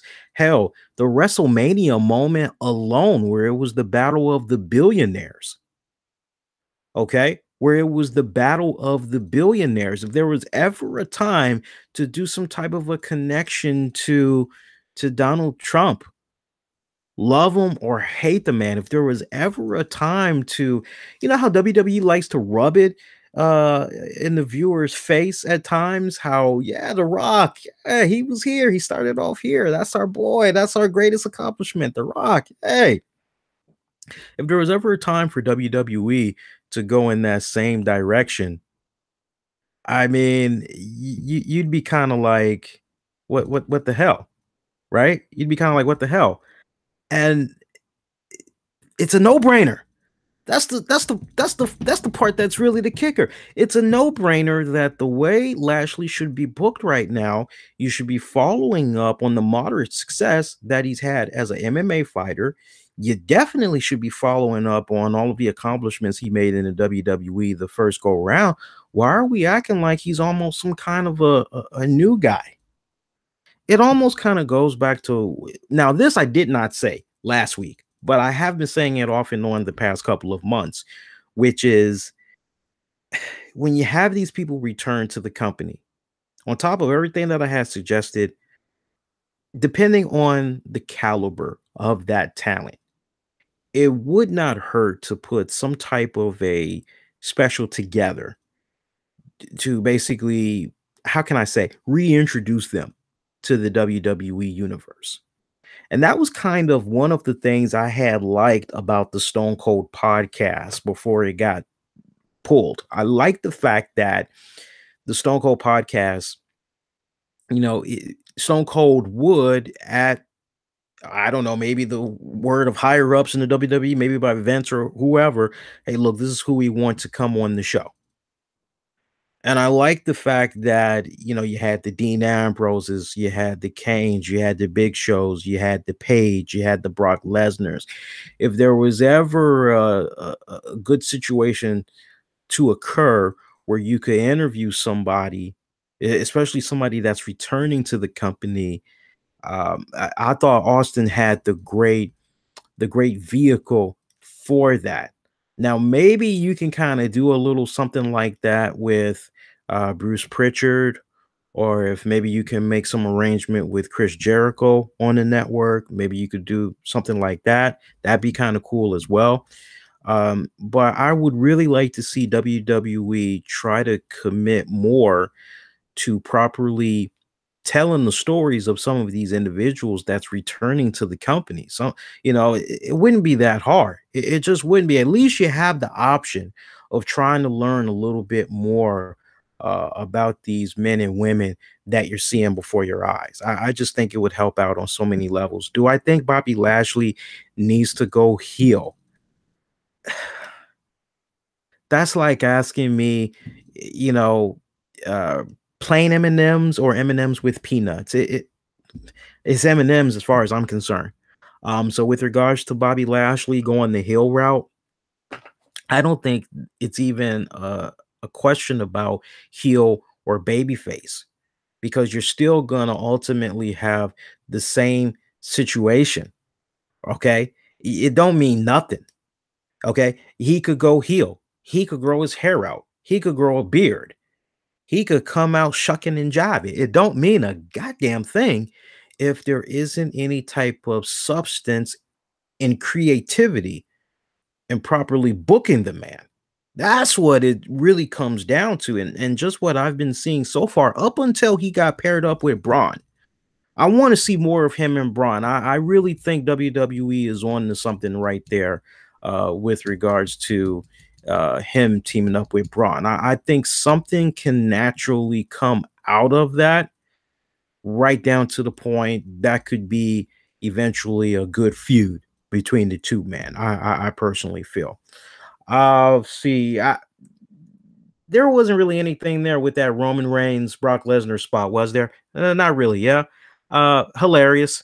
It was hilarious though. It was hilarious because we see the five guys that were chanting for Roman, the grown ass men, one of them holding a title around their shoulders or whatever, and they're all just chanting for Roman.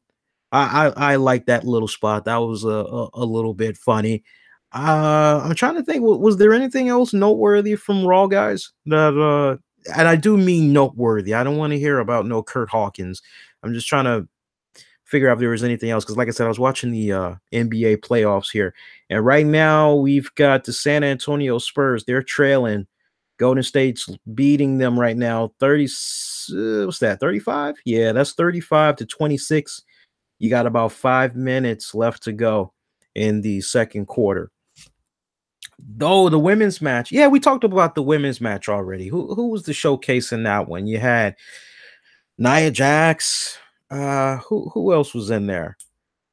Ronda Rousey coming to the aid. I vaguely remember she came to the aid of Natty, and then Mickey James did the bounce off the ropes, did a baseball slide kick into Ronda Rousey, sending her on her ass. That pissed off Ronda. Mickey James getting into it for a hot second. Yeah, that was a nice little, that was a cute little spot. That was a cute little spot. But if you want me to elaborate on that a little bit more, look, that match that they had to close out, I do remember some of the faces that I just named. I can't remember the other names that were in there. The little bit that I saw, I thought it was a good match, though. I did think it was a good match to close it out. Looked very entertaining. I also like what's going on with the current placement of Ronda Rousey. It has me a little bit curious. It has me a little bit curious. I'm very curious to see how this Ronda Rousey Natty angle is gonna play out. I mean, you're kind of led to the impression that without a shadow of a doubt, Natty is eventually gonna turn on Ronda Rousey. That seems to be the way it's gonna go. But how they're gonna get to that point, I'm a little bit more curious about. And I could speculate here all I want, but sometimes I just look at certain matchups and I go, I'm curious and I don't want to think. I just want to kick back and I want to see where it's going to go. And this one is one of those situations. Well, let me just see what happens here.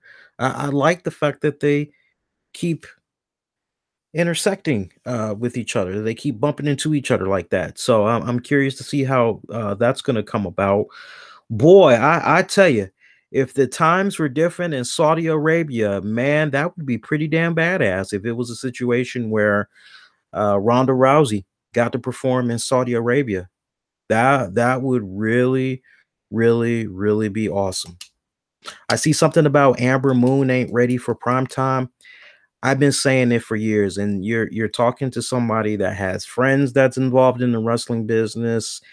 I tried to get involved in the wrestling business, but injury I had sustained many years ago, that pretty much was like, yeah, that's over and done with. But let me tell you something. Let me tell you something. Every time I hear that analogy about not ready for prime time, your boss can come up to you tomorrow and say, Matt, hey, Joseph, you've been doing a decent job for us since you've been working up here. We're going to go on ahead. We're going to promote you. What are you going to say? Oh, I'm honored. I'm humble. Thank you so much. But I really think Susan should get the position. She's been at it a lot longer than me. No, you're not going to say that.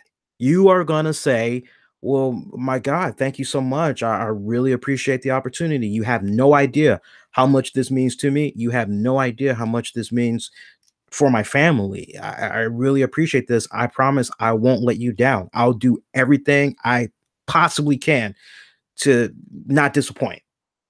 I will learn this. I will trust me. You have no idea. I'll do my very best. You're not going to pass up on the opportunity. So this stuff about not ready for prime time. What the hell is the whole purpose of the WWE Performance Center? What the hell is the whole purpose of WWE NXT? The sole purpose of the WWE Performance Center, the sole purpose of WWE NXT. Understand, folks, the Performance Center, basically the Enhancement Center. Okay, we're doing all these recruits, we're bringing them in. All right, let's see what these guys got. Let's see who has what. Let's see who has potential.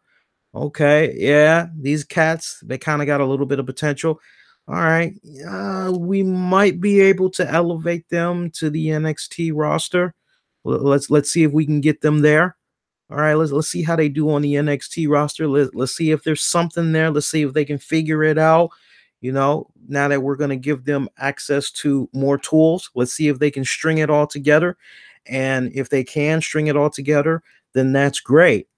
I always look at NXT as, and I don't want to say this and have people think I'm giving it a diss because I'm not. But if you really stop and think about it, you'll agree with me 100%. I've always looked at NXT as SmackDown and Raw light, just better in so many areas. And one of the main focal points I look at with regards to NXT and how everything is set up, and Triple H has said it himself many times in interviews, and you can visually see it with your own two eyes. The way that they film, the way that they have these guys come out, everything that is designed, everything, the design, the way they walk out, everything, they are getting them ready for if they get called up to the main flagship shows in Raw and SmackDown. That way it is a much easier transition. So when one gets promoted, you know, we can be here saying, you know, that no, that person's not ready for, you know what are they supposed to say? I want to stay down here at the Performance Center. I want to stay down here at NXT more because I'm not ready for prime time. I'm not ready. When you get the opportunity, you got to learn how to seize, smash, grab, take that son of a bitch and run with it because you just never know if that opportunity is going to come a knocking again. And that is a concept for life, people. It's not just in professional wrestling. That is a concept you can go with in life goal, in life terms. Something to kind of, you know, marinate on. But I promise you, anytime you give me somebody that says not ready for prime time, I will give you that same argument every day of the week. You just cannot beat that argument. Now, if you were to say to me, my God, this person that just came up on the main roster, man, they're missing their spots. Doesn't look like they're calling everything right. You know, it doesn't look like they're calling everything right. You know, it's freaking, you know, and don't even come at me with that bullshit about money. Don't even come at me with the bullshit about money because if that's how you can legitimately counter the argument that I just made about not being ready for prime time, it's about money. You know, the reason why WWE is possibly losing money with regards to NXT. Think about it a second. Think about it a second. Anybody that has watched NXT will tell you, you know how many times they have dipped into the NXT well and they keep taking all of the best talent and putting them on the main flagship shows, you don't think that hurts? God, I mean, where do we begin? Where do we begin with the journey of what was going on with the NXT roster from just say 3, 4, even 5 years ago, right? I mean, if there was ever a time to put some money out there and try to go check out an NXT show 3, 4, 5 years ago, but it seems like every time you turn around, talent that you see that's there and the buzz that comes as a result of that talent being there and how, man, these cats would be great on the main roster. And eventually they get brought up to the main roster. Next man up, right? It's supposed to be next man up. All these weird transitions that's going on.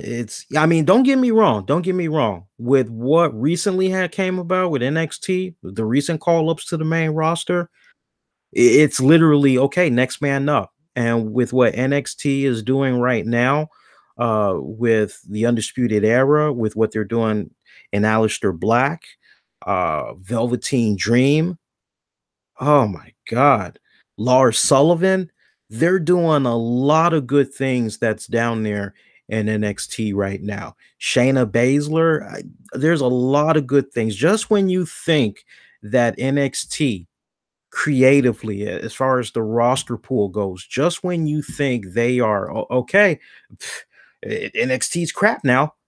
Somehow the cats that slide into the position of the other people that were just there that get called up, somehow these other cats that come right behind them, it's like, okay, I got the ball. I'm not letting it go. I got it. Don't worry about it. I got it. We're going to be all right.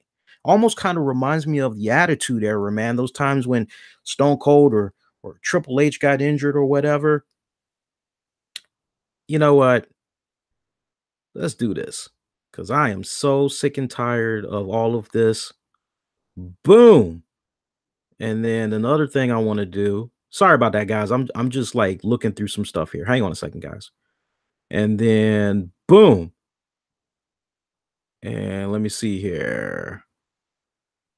Good. So that takes care of that. But no, it's it's a situation where freaking it's a situation where the guys they keep stepping up. They keep stepping up. And let me tell you something, man. If you're gonna come into this stream and you're gonna talk mad shit about NXT and all this other stuff, let me ask you something. Why are you even checking out my show? Don't make me call you out. Seriously, why are you checking out my show? See, it's ignorant people like you that when NXT does come around the corner, and you have the opportunity to see a good show with great talent at an affordable price, you say, I don't care about NXT. I care about the main flagship shows. It's people like you that are probably the reason why NXT and ticket sales aren't doing so good, is because of that stupid ignorance that you just had. Now, I will show my tickets to anybody that wants to call me a liar. Ebony will back me up on this. I had not one, I had 2 tickets to the NXT show in Washington, D.C. at the Anthem. I still have the tickets in the envelope. Couldn't get Tammy to go because she had to do a double. It's part of her new schedule now. And I was trying to see if Ebony could do it, but she was having a hard time finding a babysitter. So the last thing I actually wanted to do was go to the event by myself. I was not feeling that because the goal was go there, check out the event, be outside, do an on location edition of the RCWR show. That was the goal. And then I got asked at the last minute if I could stay and help out at work. I said, it's like, it's like, yeah, sorry, so sorry. It's like, okay, all right, fine. So, and I had tried to sell my tickets and it wasn't, it was not flying. It was not flying. And I paid a pretty damn good penny for those tickets. I paid a pretty good penny for those tickets. I had front row seats. The ring was just right there. I won't say arms grab, but I was probably, if not in, I want to say I was in the second or third row away from the ring. So you're not talking to somebody that, I don't, you can tell me whatever bullshit about, well, this isn't doing good because the sales this, the sales that. What happened to if you believe in the product, if you like what you see, if you're filling the roster, what the flying hell happened to, you know what? I like what they're doing.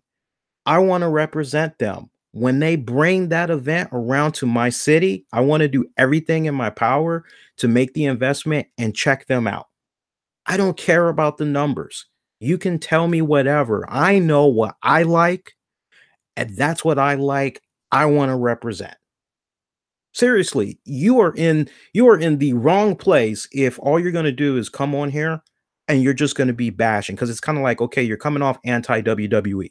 Because after all, NXT is part of WWE. Let's stop acting like it's two separate divisions because it's not. It's under the same umbrella.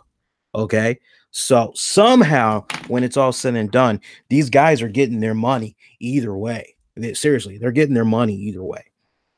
I got to take this time out right now and I got to recognize some sponsors. I also got to recognize some of our Patreon members because honestly, without these guys, without their kind contributions to the RCWR show, episodes like what you're checking out right now would not be free. It would not be free at all.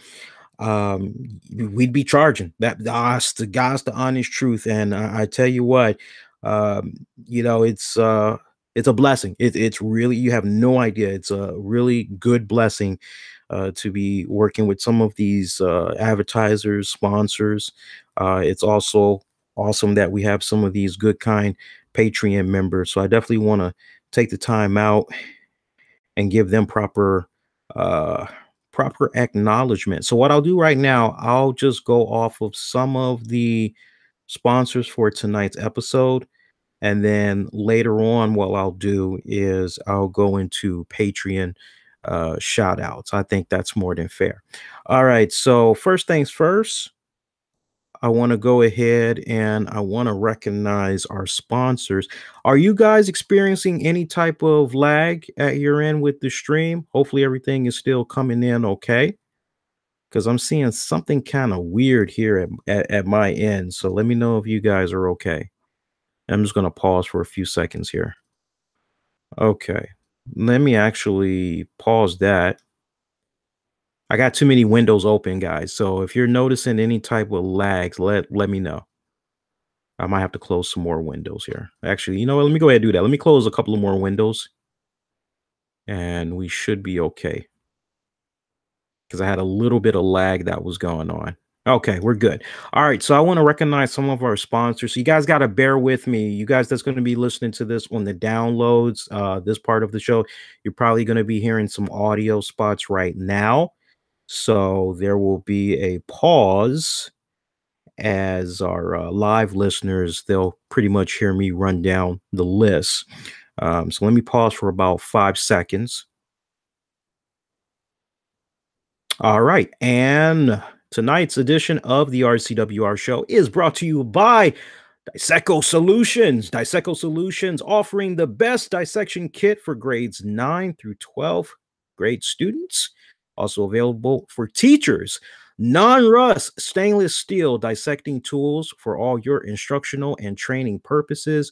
Check them out on Amazon.com, RCWR Nation. If you check out the episode description of this very episode, you'll see a unique URL that'll take you directly to their landing page so you can check out your dissection kit. Brought to you by Disseco Solutions. Also, Midwest Ecom Conference 2018. It's going down July 20th through the 21st in Minneapolis, Minnesota. Are you looking to be a successful eBay or Amazon seller? Maybe want to work on a better income to provide for yourself and your family? Well, you can learn from the experts on e-commerce at this fun 2-day event. For registration, tickets, and information, head on over to midwestecom.com. That's www.midwestecom.com. Check them out. And you can also check out my good friends over at NoSweatedCredit.com. Biz. Y'all know, even though tax day had already went down, some people are actually still going in. They got their extensions. They're still dealing with taxes. But on top of all of that, a lot of people are dealing with some credit card issues right now. Trust me, I know where you guys are with regards to your credit.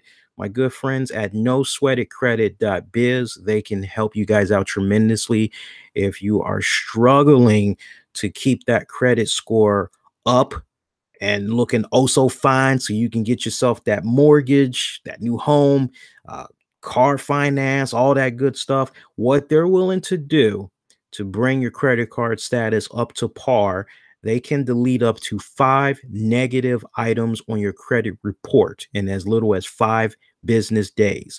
So hit them up, reasonable rates, no sweat it, credit.biz. I'll go through three more and then we'll continue on with the show, and I'll do some more shout outs later. A&B Swag, A&B Swag, your home for custom tees, jewelry, beauty, accessories, and more. A&B Swag. That's www.a as in Apple, N as in Nancy, B as in boy, S as in Sam, WAG as in George.com. www.andbswag.com. Also, Beckett Jewelry. If you're in need of great jewelry, gift ideas for him or her, check out my good friends over at Beckett Jewelry. They have low prices at great quality. They're a family owned and operated business in the United States. All products are shipped from the US. Beckett Jewelry, love more, spend less. We'll go through a couple of more shout outs later on in the show. So, a couple of interesting notes I wanted to get into on this week's show, headline wise, because there was some stuff that kind of just made me go, whoa, whoa, whoa, whoa, whoa, whoa, say what? And one of the things that I wanted to get into, Enzo Amore. I'm not sure how many of you guys are aware of this, but Enzo Amore, he had finally broke his silence on social media. He actually had took to Instagram and he had put out what some are considering a cryptic tweet or cryptic message. But honestly, you can pretty much read in between the fine lines. He pretty much had posted on Instagram a photo of some sneakers tied up by its shoelaces up on a live wire or whatnot, from an electrical wire with a peace sign emoji, and it had a caption that read, "It's been real." And in addition to all of that, he also deleted all his previous posts and wrote in his bio, "Believe half of what you see, none of what you hear." Should note that the man has not been charged at all with regards to what had went down with that lady. I'm not taking any sides. I'm just stating the facts. To me, when I had first came across this news, it came off as though Enzo, that's it. He is saying he is done with professional wrestling. I mean, there's two ways you can look at this. You can either look at this as Enzo Amore saying, at least with this incarnation that we saw of him in the WWE, that maybe that's over and done with. Or you could look at the latter, which I'm heavily leaning more towards. I really believe that this is the end for the young man and his professional wrestling career. You feel bad for the man, but at the same time, you also have to say, and something I always say from time to time over the years, which is take self accountability. That's what it's all about, taking self accountability. And in Enzo's case, honestly, if I was able to talk to the man, right now, face to face, just having a couple of brews and just having a, what's the right words I'm looking for? Having a off the record conversation about what all had went down, I would say to him straight up, you got to take self accountability. You put yourself in this messed up position that honestly you had no business being in. You should have never put yourself in this position. And the fact that you did, you jeopardize so much. You jeopardize a really good, steady paycheck. Okay. You jeopardize the really good, steady paycheck. You jeopardize being able to travel the world, interact with all types of different people. You know, I've been there. I know what it's like to be a man that you're playing the field. All right. You're enjoying the fruits of your labor. And last thing you want to think about is slowing down, being being faithful to one person. You just want to go out there, you want to crush. I get that. And if I was talking to Enzo just straight up one on one, I would just be going through everything and I would just be saying to him, dude, why could you not, like, I don't know, get in contact with a really good upscale escort service, find you somebody that don't know diddly squat about wrestling, and whatever city you're in, maybe you could make arrangements to meet them, have some fun, or wasn't there anybody else that you had on speed dial that you grew up with before you got into the business that wouldn't have put you in this position? I mean, at the end of the day, you put yourself in the position, but don't you have people that they can respect your privacy, right? They can respect making sure that they don't put your business out there. They'll be totally respectful like that. Don't you know somebody like that? I definitely would have just been giving it to him real. And I'm sure that he's probably been doing a lot of soul searching. I'm sure that he's probably been beating himself up over the way everything had went down. I'm sure that if there were some things that the man could have done differently, he would have done them differently. But what is it is. What's done, it's done. And now he has to deal with everything as it stands now going forward. And do I agree that under the circumstances of what had went down with WWE, how they released him, was it messed up? Yes, it was messed up. But in the, I want to say almost 30 pages of what I read of a WWE contract, there are some really good loopholes that's in there that I read. They had him. They had him on so many levels. Remember, I had said to you guys a couple of months ago, I said, as far as whether or not Enzo had a shot at a lawsuit and suing the WWE, I told you guys I'd read the paperwork and I'd get back to you. If you guys want me, I don't want to bore you guys, not tonight, but if you guys want me to go into the whole contract, what I'll do is I'll put up a poll after the show is over. I'll put up a poll and you guys let me know. And for those of you that maybe want to crash course on the contract and how I came to the conclusion that Enzo ain't got nothing, we'll spend a few minutes on next week's show and we'll talk about it. But from what I read of the contract, even though it's really messed up how WWE did him, they got him. When you go through the clauses, they had him red-handed. There was just no wiggle room around that. They got him. So, it sucks, but ultimately self accountability. He put himself in that position. I'm sure he could have done a few things differently. I would imagine there is not a lot of wrestling promotions that are just knocking at the door looking for an opportunity to interview the man, to try to see if maybe they can get him to work for their promotion.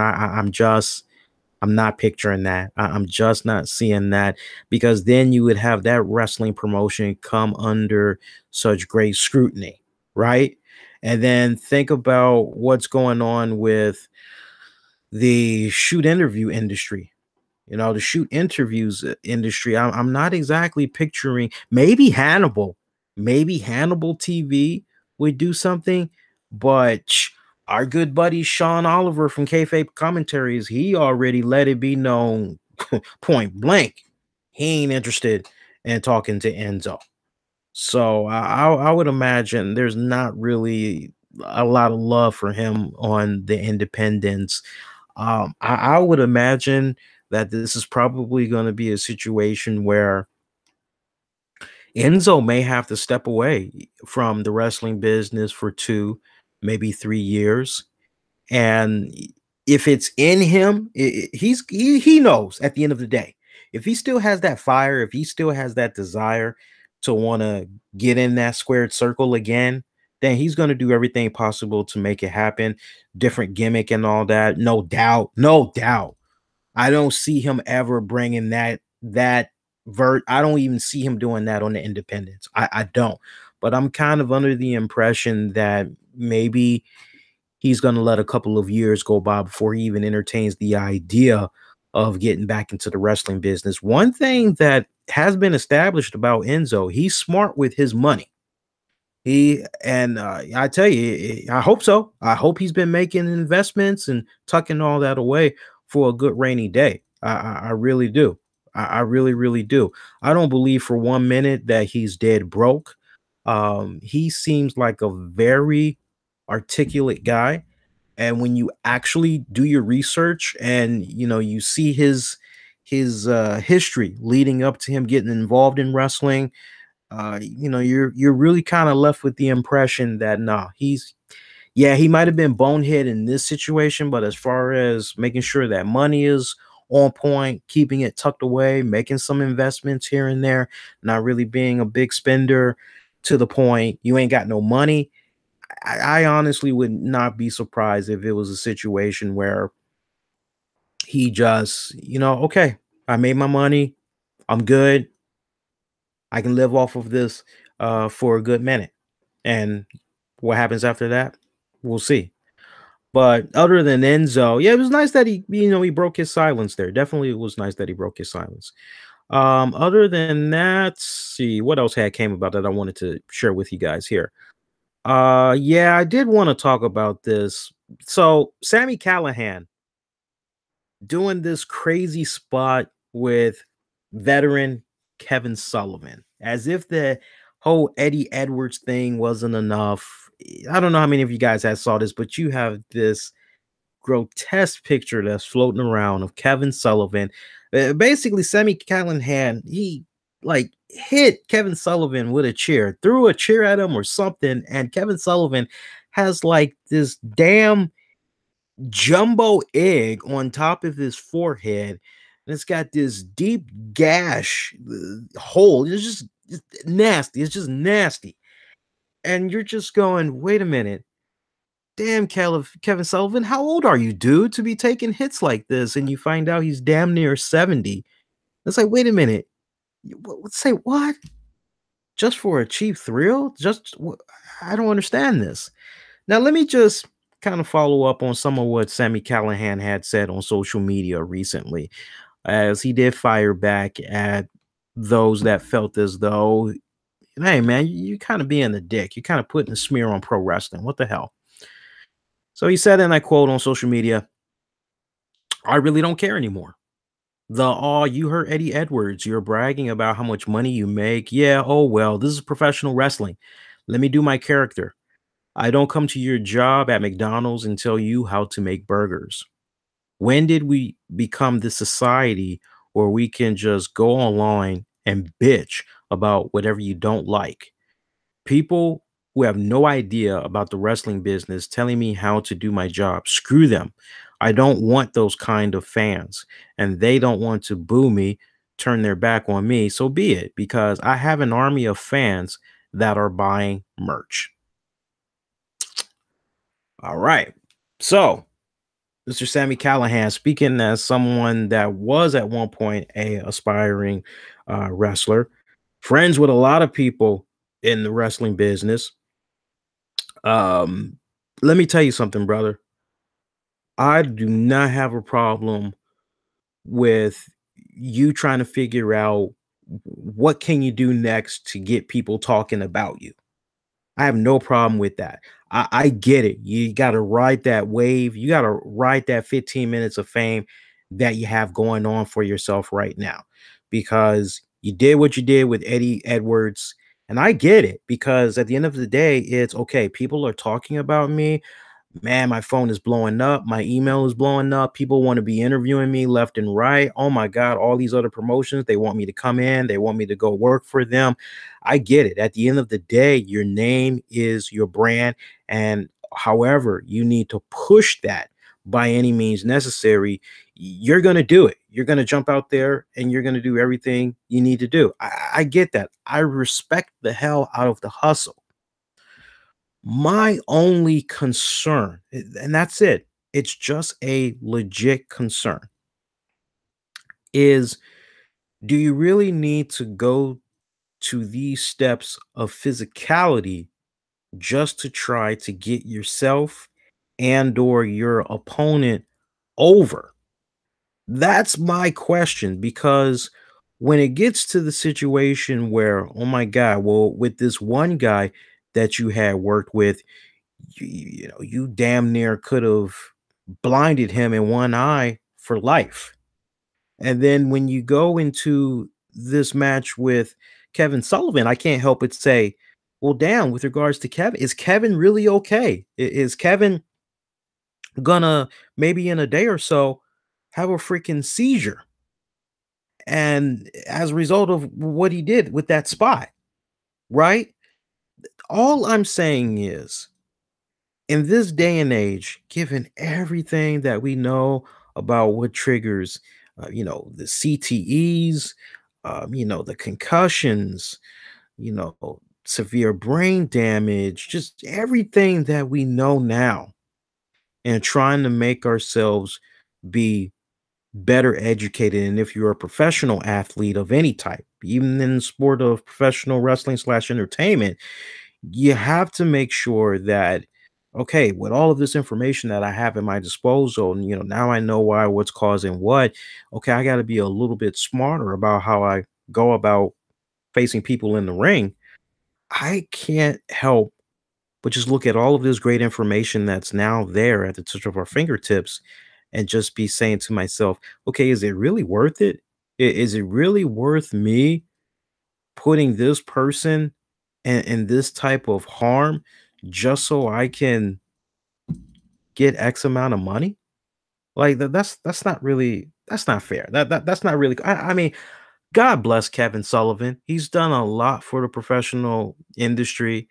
Great mind for the business. Hell of a booker.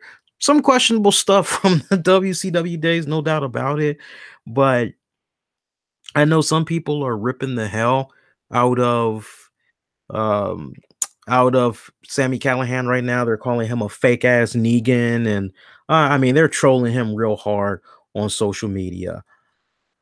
Whatever you got to do to find yourself, find your gimmick, whatever you got to do, man, by any means necessary. If it's got the people talking, if it's getting you followers, if it's getting you booked, more power to you. All I'm saying is, in today's day and age, and given everything that we know about head injuries and worse, just some of the stuff that you've been doing so far, your luck can only go but so far. What do you say to yourself? Forget everybody else. Forget the podcasters, forget the color analysts, forget the wrestling websites, forget the forums and everything. Forget about all of those people, right? What do you say to yourself if the next go round you have a match with somebody, and yeah, you maybe had worked out what you're going to do to them, where the spot is going to come from, but what if something does not go according to plan? And what went down with Eddie Edwards, what went down with Kevin Sullivan, ends up being much, much, much worse. What do you do then? Yeah, you can't come on social media and you can't say sorry, because people are going to ridicule you for being. So I'm going to give it to you straight up, Sammy. Some people are going to say you were reckless. Some people are going to say you were careless, you know? And I think that's really how some of the people are really looking at these two latest acts right now. They're looking at it from the standpoint of, well, if he's this reckless, if he's this careless in the ring with his dance partner, then there's no telling what this man is really capable of, because he could do so much more damage to his opponent, but more importantly to himself at the rate that he's going, just by putting caution into the wind. Now, some people may want to look at this and they may feel, well, he's kind of giving me reminiscence of ECW, classic ECW. And I say, yeah. Matter of fact, if you would take Sami Callihan that's running around right now and you put him in that era in ECW, I think he would have done very well. And I'm curious what Taz and them would think. I'm sure Taz would probably be like, yeah, me and Sami Callihan, yeah, we probably would have been tearing it up if he would have been in my era in ECW at the time. That, yeah, we definitely would. I just picture him. He fits that mold so perfectly. I will definitely give him that. The character is a little bit, what he's doing right now, it's a little bit weak, just a little bit, yeah. And like I said, it does have a little bit of Walking Dead Negan in there a little bit. Meets a little bit of the Shield, kind of like a weird combination thing that's going on. But I think he would have done very well during the ECW days. I don't know if he would have been making as much money as he is now back then, but I feel he would have been right up there with a Taz. He probably would have been right up there with a Sabu, no doubt about it. No doubt about it. I personally feel. But just be a little bit smarter and really, really be careful. That's all. If I had any advice for Sammy, and I'm sure he probably is, or maybe he's at least gonna try to going forward. Cause I tell you, those moments of, okay, that was great for a few seconds. Okay, that's great for what you did at that event for that weekend. But how you gonna follow that up? There's only but so much shock and awe that the fans are gonna be able to take in before they just go, oh, nah, yeah, yeah, that's just normal. So what else is new? And that 15 minutes of fame, it's just pretty much gone. Yeah, just pretty much gone. Let's see what else we got here. Let me see here. Oh, good, good. So the stream is good. Okay, good, good. Yeah, because I was wondering what was going on here because I couldn't figure out. I had a green screen at one point, so I couldn't figure out if something weird had went down or what. Hey, I want to get into some more shout outs for our Patreon members, of course, and I want to talk about what's going on with some of these other sponsors here. Let me give them some acknowledgments as well. So for our sponsors, I want to give a shout out to mylotterywinningsecrets.com. Learn from a lottery winning expert. This guy that we teamed up with, he won the jackpot 7 consecutive times. He has some really great tips and methods. Check him out. Head on over to mylotterywinningsecrets.com. Now, he told me that, because he wanted to clarify, he told me that when you go to his site, you'll have to put in your name, your email address to watch a video, but that there will be a follow-up email with you to see if you'd be interested in learning more tips, secrets of the trade. And he did say that there is an option to opt out of the subscription. He wanted me to pass that information along to you guys because I told him how much you guys appreciate transparency and honesty. And he had noticed as he was listening to the audio back from last week's show that I set a part there where, just check out the video. And if you're not interested afterwards, you're pretty much good to go. You don't have to worry about any follow-ups. He was like, oh, Lee, I feel so bad because, I didn't really stress it. My bad. But there actually is a follow-up because I want to see if people would like to learn more information, but there is a subscription opt-out. I said, okay, well, as long as there's a subscription opt-out, that's no problem. We can definitely let them know about that. So mylotterywinningsecrets.com. Also, BeckettJewelry.com. Once again, BeckettJewelry.com. If you're in need of great jewelry gift ideas for him or her, check out my good friends over at Beckett Jewelry. Low prices at great quality. They are a family-owned and operated business in the United States, and all products are shipped from the United States. Beckett Jewelry, love more, spend less. Destination Vacations Travel Agency. If you need help planning your next vacation and you don't have the time to search for the best deals, locations, you just got a lot going on right now. Yeah. Well, my good friends over at Destination Vacations Travel Agency, they can help you out with that. They can help you find the best prices, whether it's for a cruise, you're planning something for a wedding, whatnot. Let them do it. All right. You can find them on Facebook at Destination Vacations Travel, or you can call them at area code 630-491-6864. Once again, 630-491-6864, or visit their website at www.destinationvacationstravel.com. Once again, that's www.destinationvacationstravel.com. Shout out to you, writers and poets. You guys are invited to share your heartfelt story or poem honoring your father or father figure with pensandpearls.com. If they publish your story or poem, you'll be paid $50 and you'll receive one free copy of the book in which your poem story will be featured in. The book, it is titled Hug Your Pillars, Stories and Poems Honoring Fathers and Father Figures. It'll be available on Amazon June the 8th. Now, a couple of heads up. You can send your story or poem to info@pensandpearls.com. Attention, Carolyn Wells. Minimum word count for stories 700, maximum 1000. Minimum word count for poems is 200 words, no max. And again, that book is titled Hug Your Pillars, Stories and Poems Honoring Fathers and Father Figures. It'll be available on Amazon June the 8th. Make sure you also provide your contact telephone number in your email submission, as they would greatly appreciate it. You could also follow them on Instagram at Pens and Pearls Publishing. Again, at Pens and Pearls Publishing.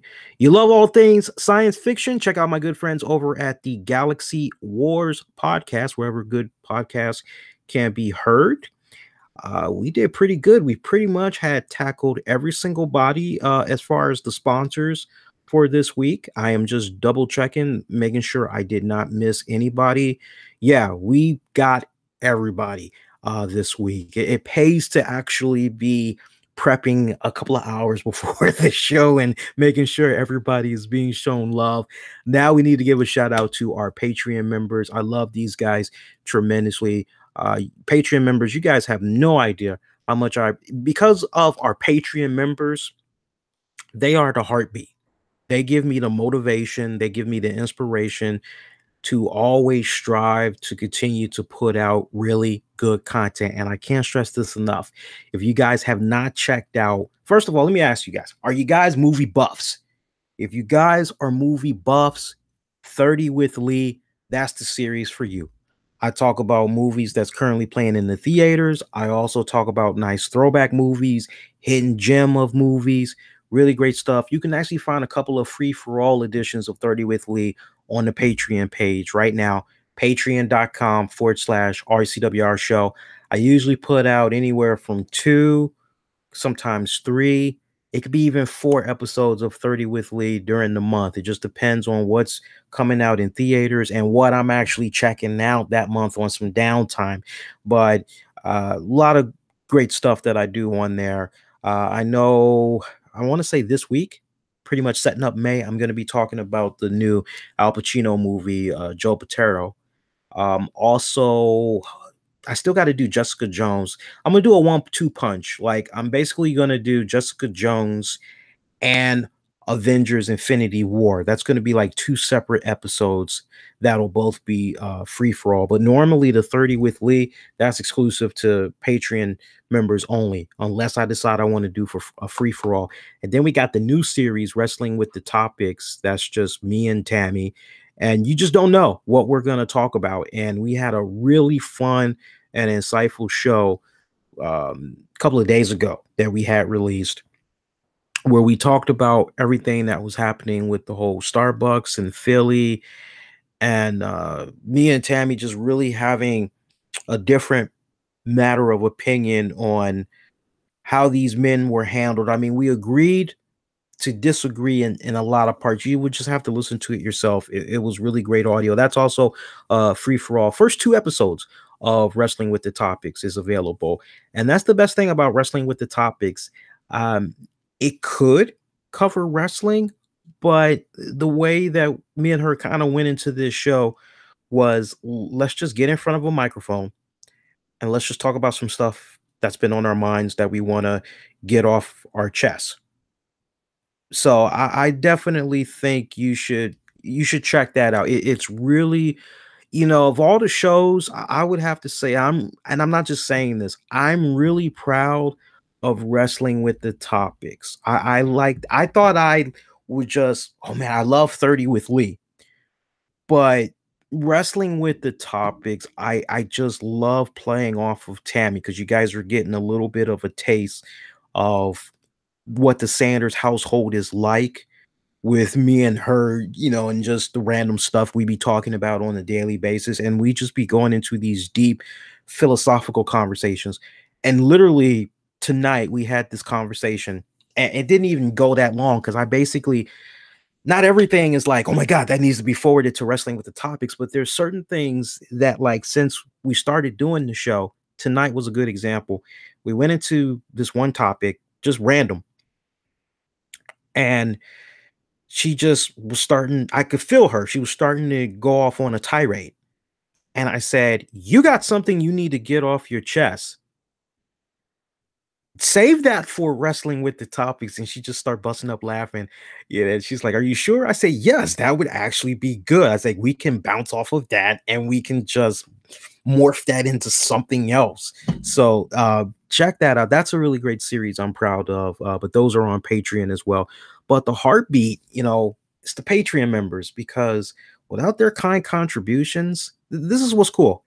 Everybody that donates on Patreon, $5 gets all of those shows that I just mentioned, exclusive access to RCWR Show episodes, just $5 a month. So I could put out 8-10 episodes a month.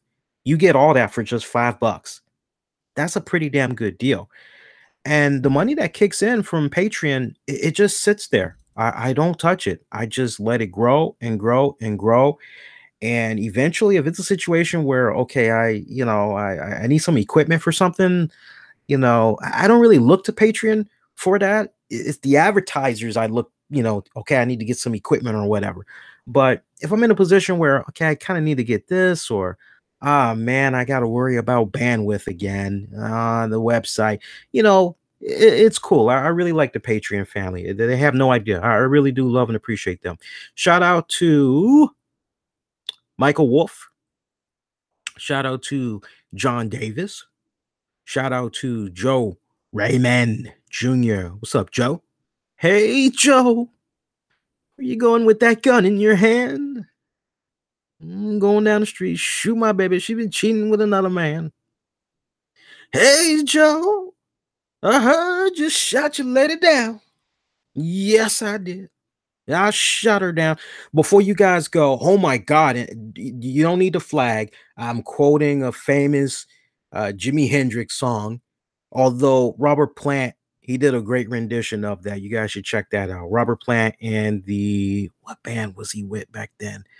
Strange Sensation. Great rendition. It was off the Dreamland album. I want to say 2002, maybe 2003. Great album. Shout out to my good buddy Anthony Missionary Thomas from Wrestling Soup.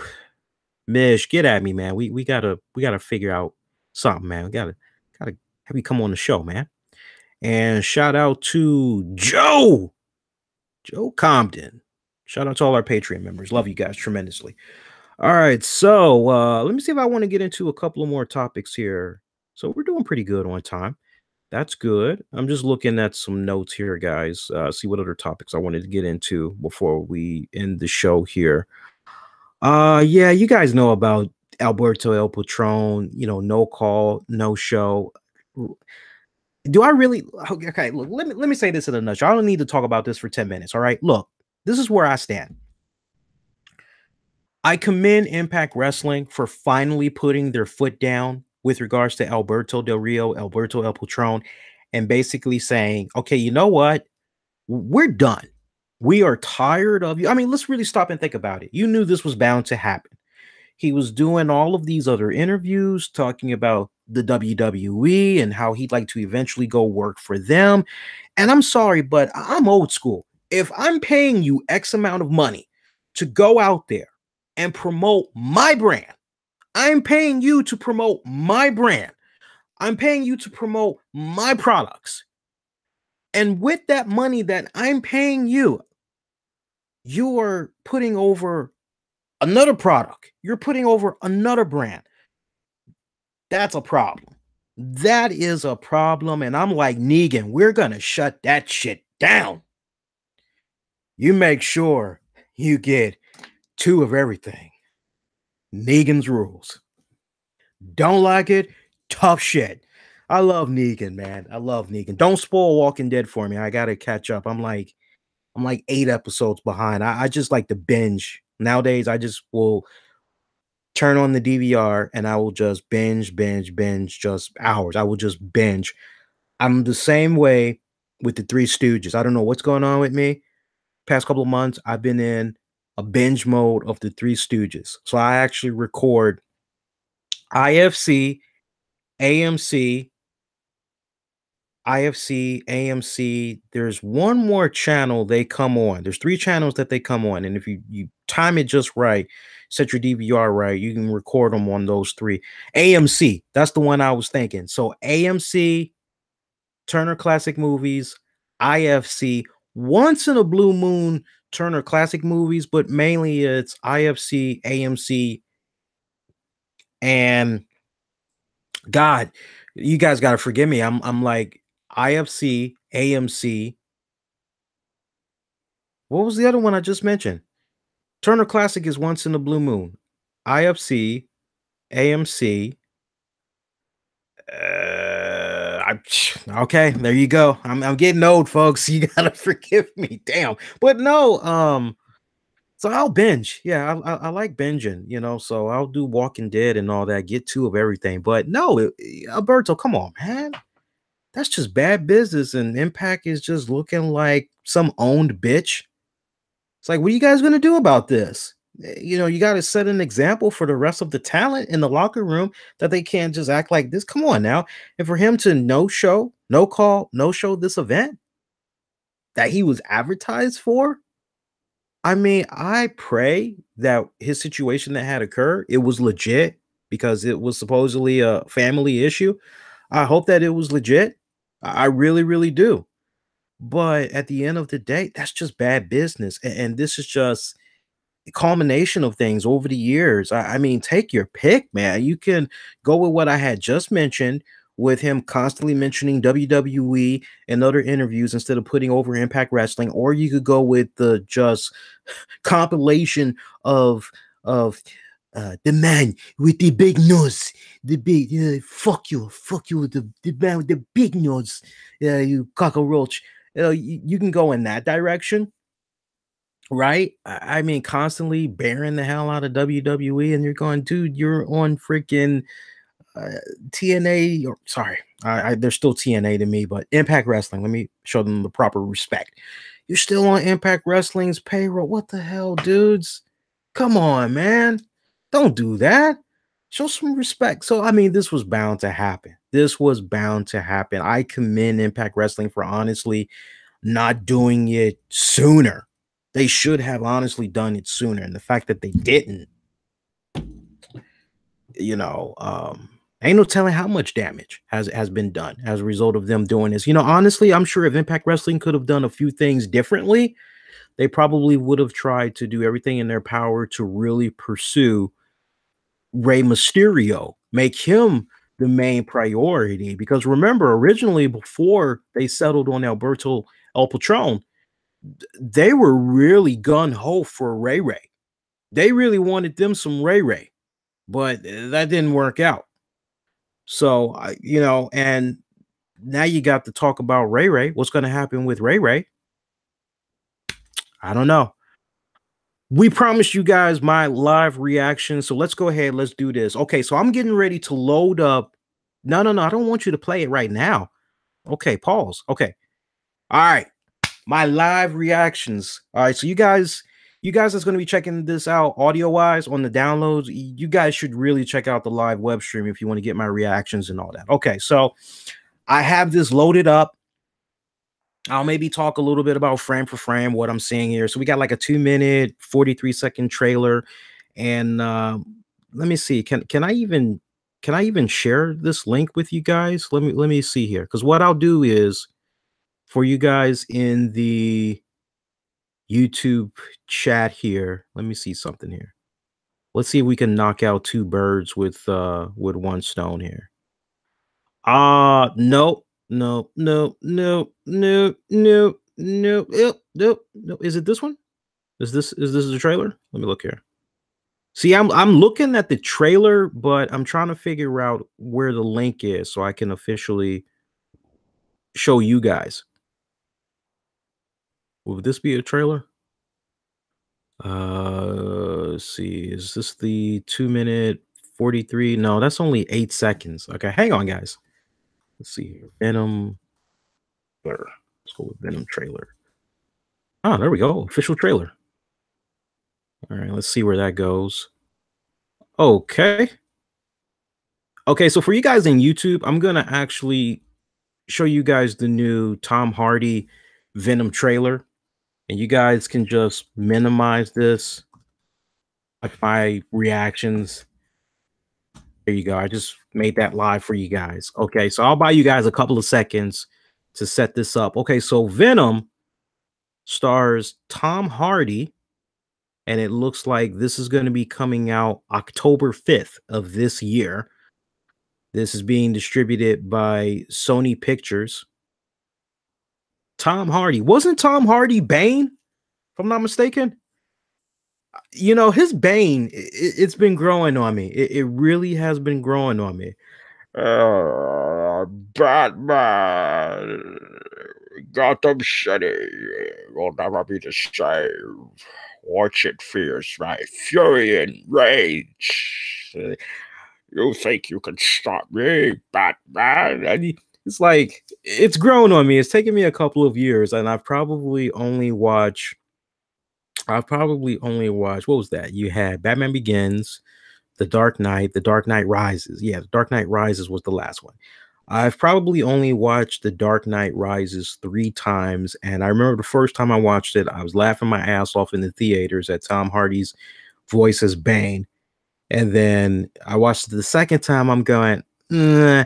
And then the third time I watched it, it was when Christopher Nolan basically said the audio for Tom Hardy's Bane voice wasn't really mixed fully to his liking, and that it would be pretty similar when folks checked it out on DVD, but that it would be fixed up in the way of what he truly was envisioning.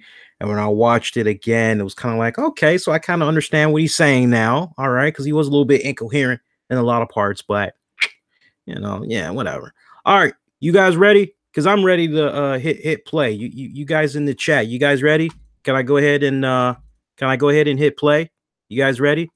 I got the links in the chat. You guys in the chat, y'all ready? Can I hit play? That's what I'm waiting on right now. Can I hit play? Let's see here. You ready? Okay, good, good. All right, let's go ahead. Let's go ahead. Let's load this up. All right, let's see what we got here. All right, my live reactions. All right, see here. Oh, I like the suspenseful music.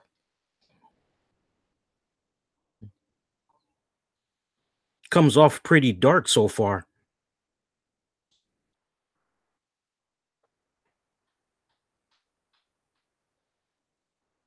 Columbia, okay. Columbia Pictures have had a bit of a bad streak when it comes to the superhero movies taking place in San Francisco. Okay.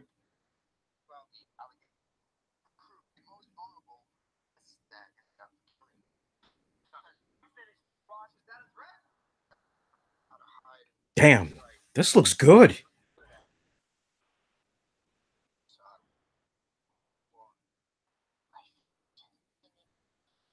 Wow.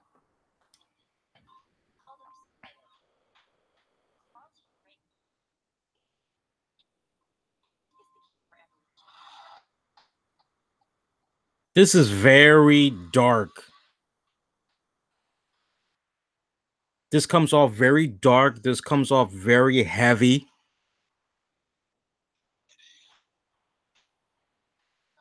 How does symbiote get attached to him though? What the hell? Oh, whoa! He knocked the hell out that dude. Oh, snap. He said, how the hell did I do that?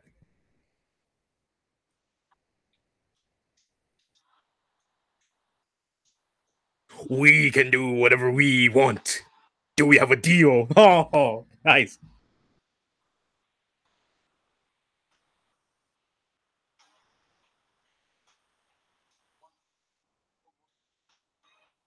Where's Tom Holland?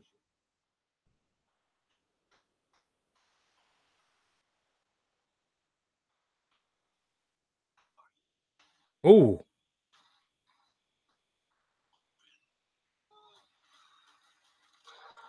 so I said, we are Venom.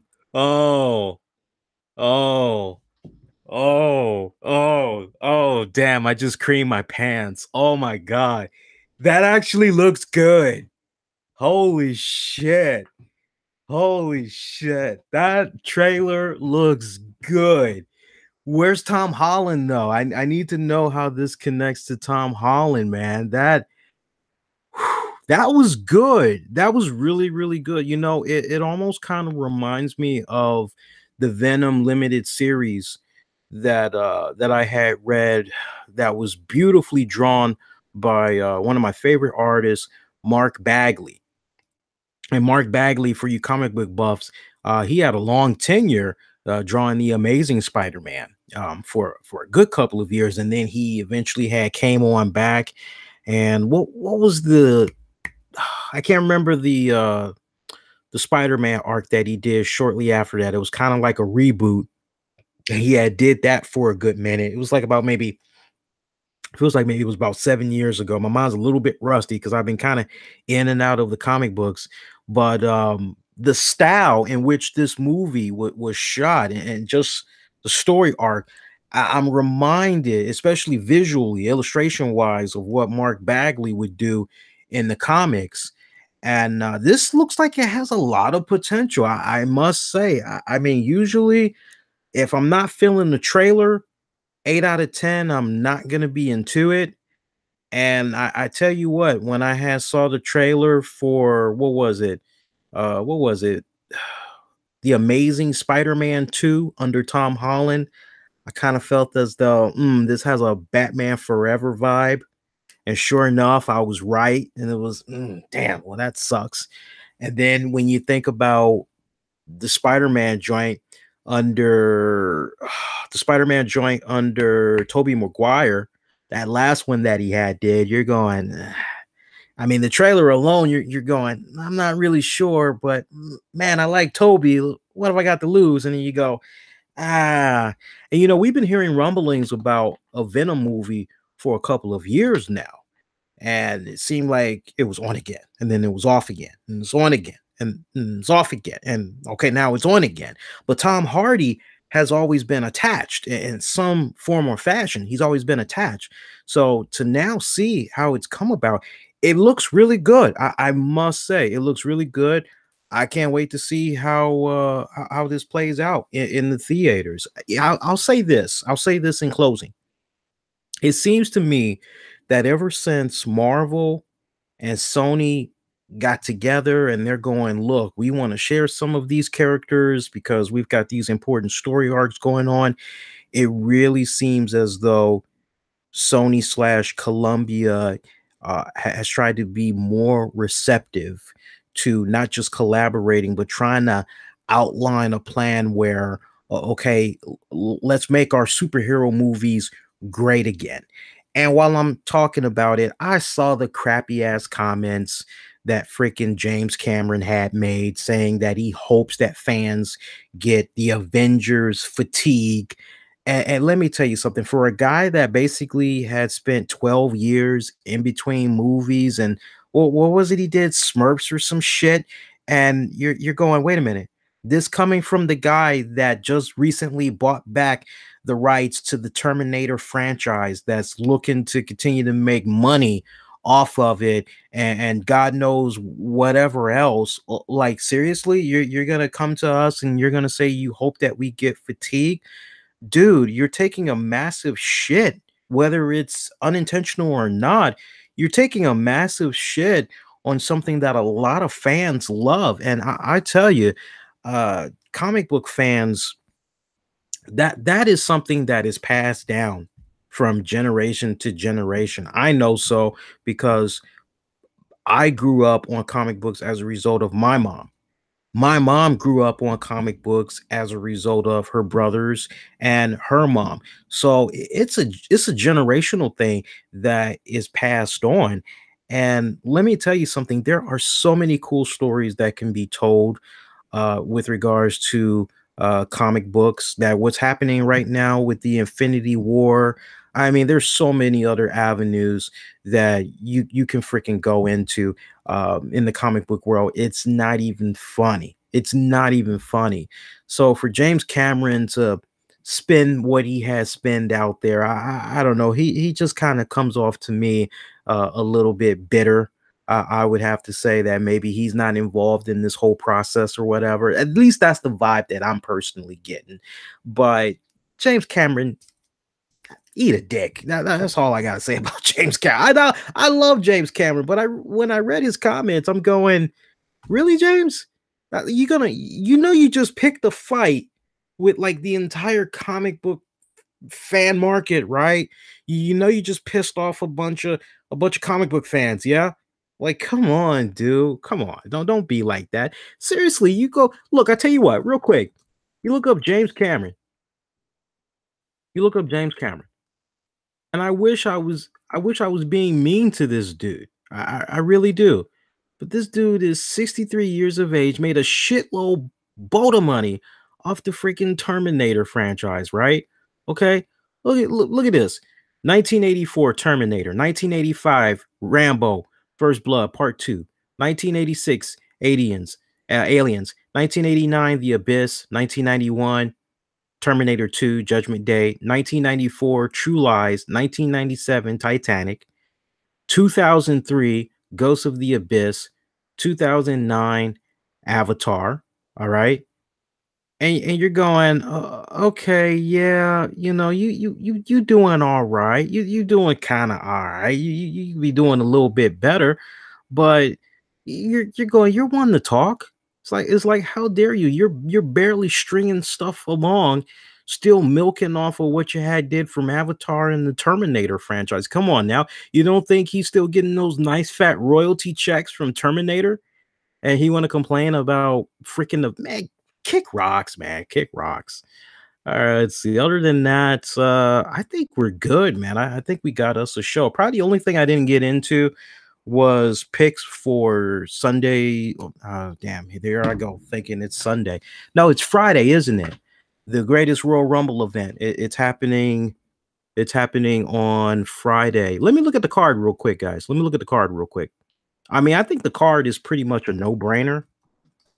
Greatest Royal Rumble. Let me look at the card real quick, and I'll give you guys my picks here. Wow, we got 10 matches. Wow. Yeah, let me run through this real quick for you guys. Undertaker taking on Rusev. Casket match, Taker. It's going to be Taker. John Cena versus Triple H. Oh, damn. That should be a good match, actually. That's going to be shades of yesteryear. I'm actually looking forward to that. Of all the matches, that's the one I'm looking forward to the most, actually. Oh, damn. That's a tough one.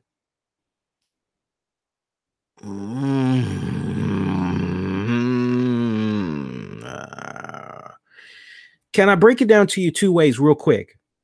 Part of me is going with Triple H winning from the standpoint I would like to see whatever is being built around Cena right now.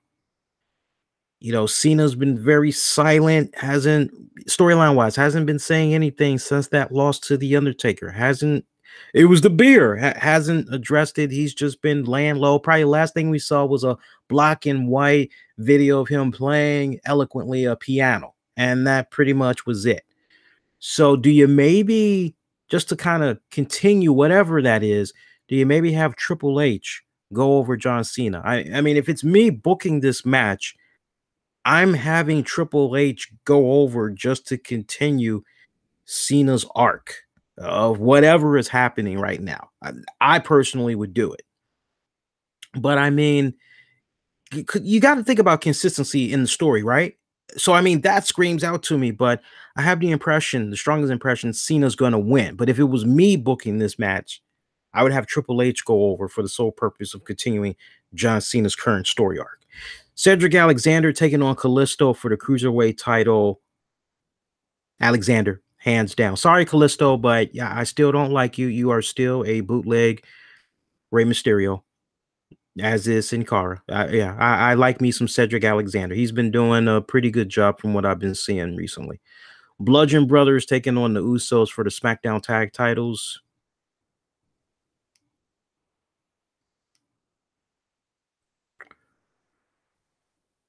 I'm seeing some type of a situation come about, especially based off what we had got from SmackDown tonight. I think somehow Naomi's gonna get involved. One of the Bludgeon Brothers gets a hold of her. Yeah, I'm seeing something like that going down. But when it's all said and done, Bludgeon Brothers retain the SmackDown titles. Bray Wyatt, Matt Hardy taking on Cesaro, Sheamus, tournament final for the vacant Raw tag team titles. Isn't Cesaro and Sheamus on SmackDown now? No. They're on Raw. I'm going crazy. Forgive me, guys. They're on Raw. I for some reason I thought they got drafted. No. This should be an interesting matchup. Damn, that's a tough one. Let me think here, guys. You know what? Hardy, Wyatt. Hardy and Wyatt. I like them. They got the momentum on their favor right now. Fans are actually into them. Continue to ride that. Something different. Yeah, right off of that. Jeff Hardy, Jinder Mahal, United States title.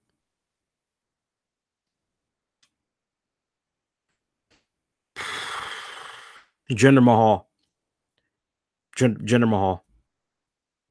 It's a cultural thing. I'm just, and you can poke holes in that, but I just kind of, he kind of looks Saudi Arabia. He looks like he's from here. I'm just kind of getting that vibe. I really am. That's the vibe I'm getting. Jinder Mahal. AJ Styles, Nakamura for the WWE Championship.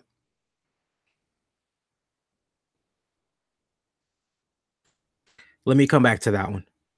Seth Rollins, Finn Balor, Samoa Joe, Miz, ladder match for the Intercontinental title.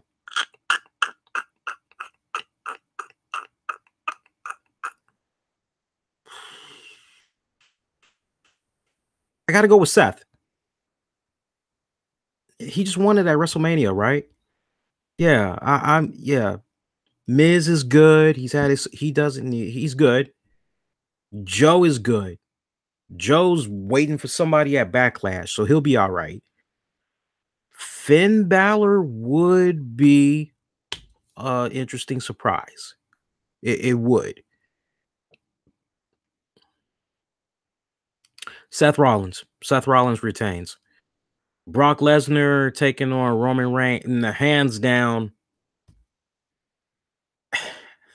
See, wouldn't it be funny if I went with Brock Lesnar this time, only Brock loses? Because I wanted to say Brock will win at Mania. And you can go back and listen to the Call That Match edition I did for WrestleMania. And I jumped out there. I said, if it was me booking the match, I would have Lesnar go over Reigns to shock the hell out of people. Give it a cliffhanger going into Monday Night Raw. And sure enough, that's exactly what had went down.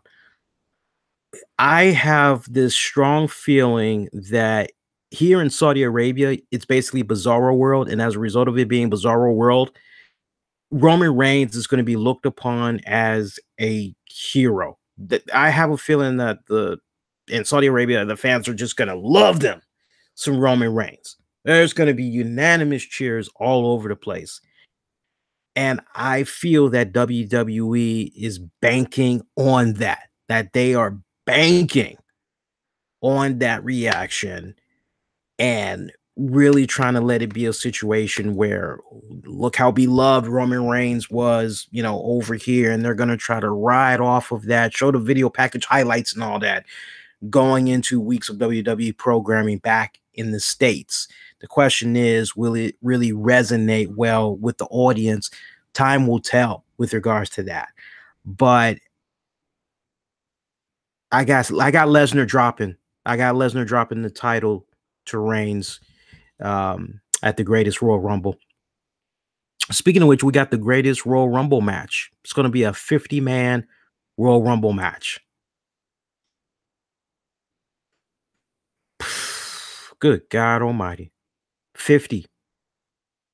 Can I just say who I would like to see win it? And it's going to be vague, but I personally would like to see someone young, upcoming to win it. Somebody young and upcoming. Me personally, give it to Cass. Give it to Cass. That would be so damn good. The timing is just right. The man just came back. This would be so perfect. If there was ever a guy to be in a position and you're trying to build off him. And I got to say, his promo tonight with The Miz, loved it. I loved his segment with The Miz. I ate it up. Loved when he got that part. He got to that part there where he was talking about his height. And the fans chanted, and you can't teach that. And he did not bite. He gave them this look like, shut up. And he just kept rolling. Just for about 4 seconds, you saw it had got to him a little bit. They broke him a little bit, but he just stayed right with the flow. His promos have gotten much better since he's been away on injury. So as I expected him to work on the promos while he was gone. And the fact that he was able to jar so well with The Miz, very good, very good. They got some actually good chemistry too. I can't wait to see what's coming about with Daniel Bryan though. Oh, speaking of which, this card needs to be updated because we learned on SmackDown tonight that Daniel Bryan is going to be taking on Big Cass one-on-one, if I'm not mistaken. So Daniel Bryan, he does not need that win. Big Cass. Well, wait a minute. Let's stop and think about that for a second. If it was me booking this match, I actually would have Daniel Bryan win. Maybe he could win via a quick roll-up, something that Big Cass doesn't expect coming, pisses Big Cass off. By the time he comes to realizes what happened, 3 count already went down. Daniel Bryan's already out of the ring. He's celebrating, doing the whole yes or whatever. I'm just seeing Big Cass standing there looking all pissed off, all fumed up. How does he let out that rage and frustration out of what had happened with him losing to Daniel Bryan at the Greatest Royal Rumble event? I can just picture him kind of getting a little bit of redemption by entering that 50-man match and then coming out on top. And then you can basically continue it on there going into that respective week SmackDown, string it along basically. I really feel that Big Cass, it would be really good bragging rights for him. Somebody that you can actually build it off of and kind of magnify it from there. So, I mean, just picture that, like all those different directions you can go in. So you got Big Cass, he wins the Royal Rumble. He's got these weird interactions that's going on with Miz on one side, and then he's got this thing going on over here with Daniel Bryan, right? And then eventually, it's going to happen, but he's going to rub elbows the wrong way with Paige and Shane McMahon, who, if I'm not mistaken, they weren't on SmackDown tonight. If they were, I didn't see them because I was doing a lot of multitasking. But yeah, I would like to see Big Cass. If not Big Cass win it, another honorable mention. Just kind of thinking about the roster right now, I would still have to stick to a young and upcoming guy. Just picturing who else is there. I saw somebody in the chat said, "No way, Jose." I'm sorry, I don't mean to laugh, but yeah, no, yeah, no way, Jose. No, no way, no how. No way, no way, no how. Who else is there? Who else is there? Um, almost kind of maybe Braun. Maybe Braun. Maybe you could say Braun. I'm not.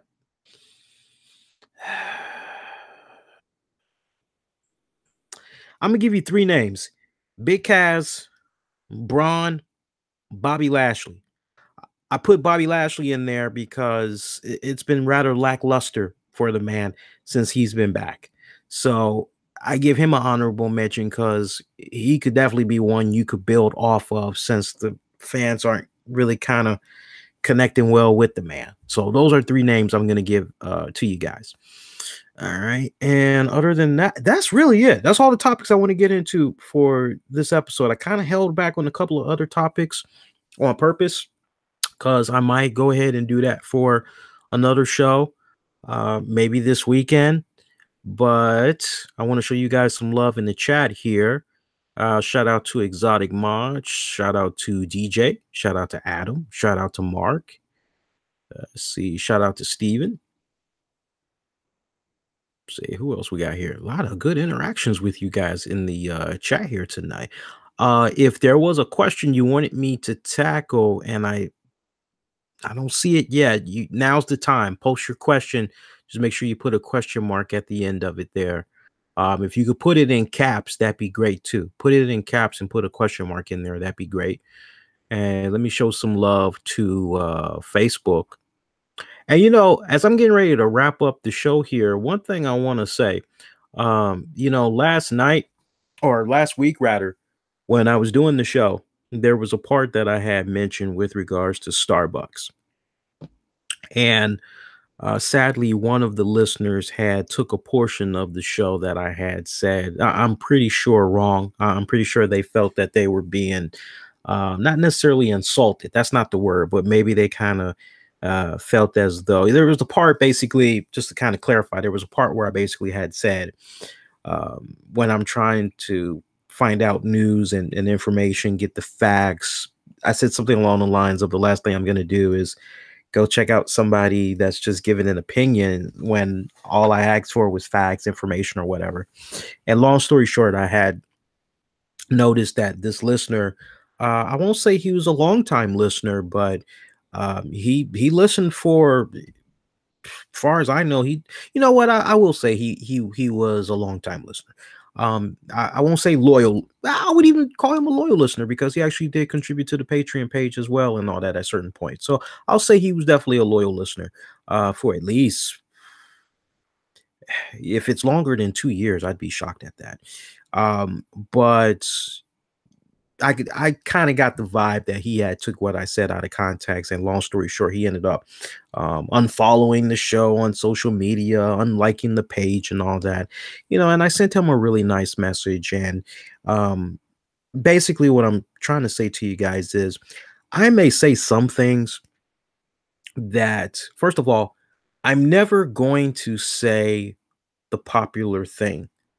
I know that's the thing nowadays. Everybody wants to be on the whole, I don't want to ruffle any feathers. I wanna, I wanna, I want to play nice with everybody, right? I'm not that way. And I'm the type of person that, if I say, hey, XYZ, hey, you come at me and you're giving me like, wait a minute, you know what I'm looking for. Why are you coming at me from this standpoint? I'm not going to make you feel stupid about it. No, I'm not. But I am going to challenge you. And I'm not going to be apologetic.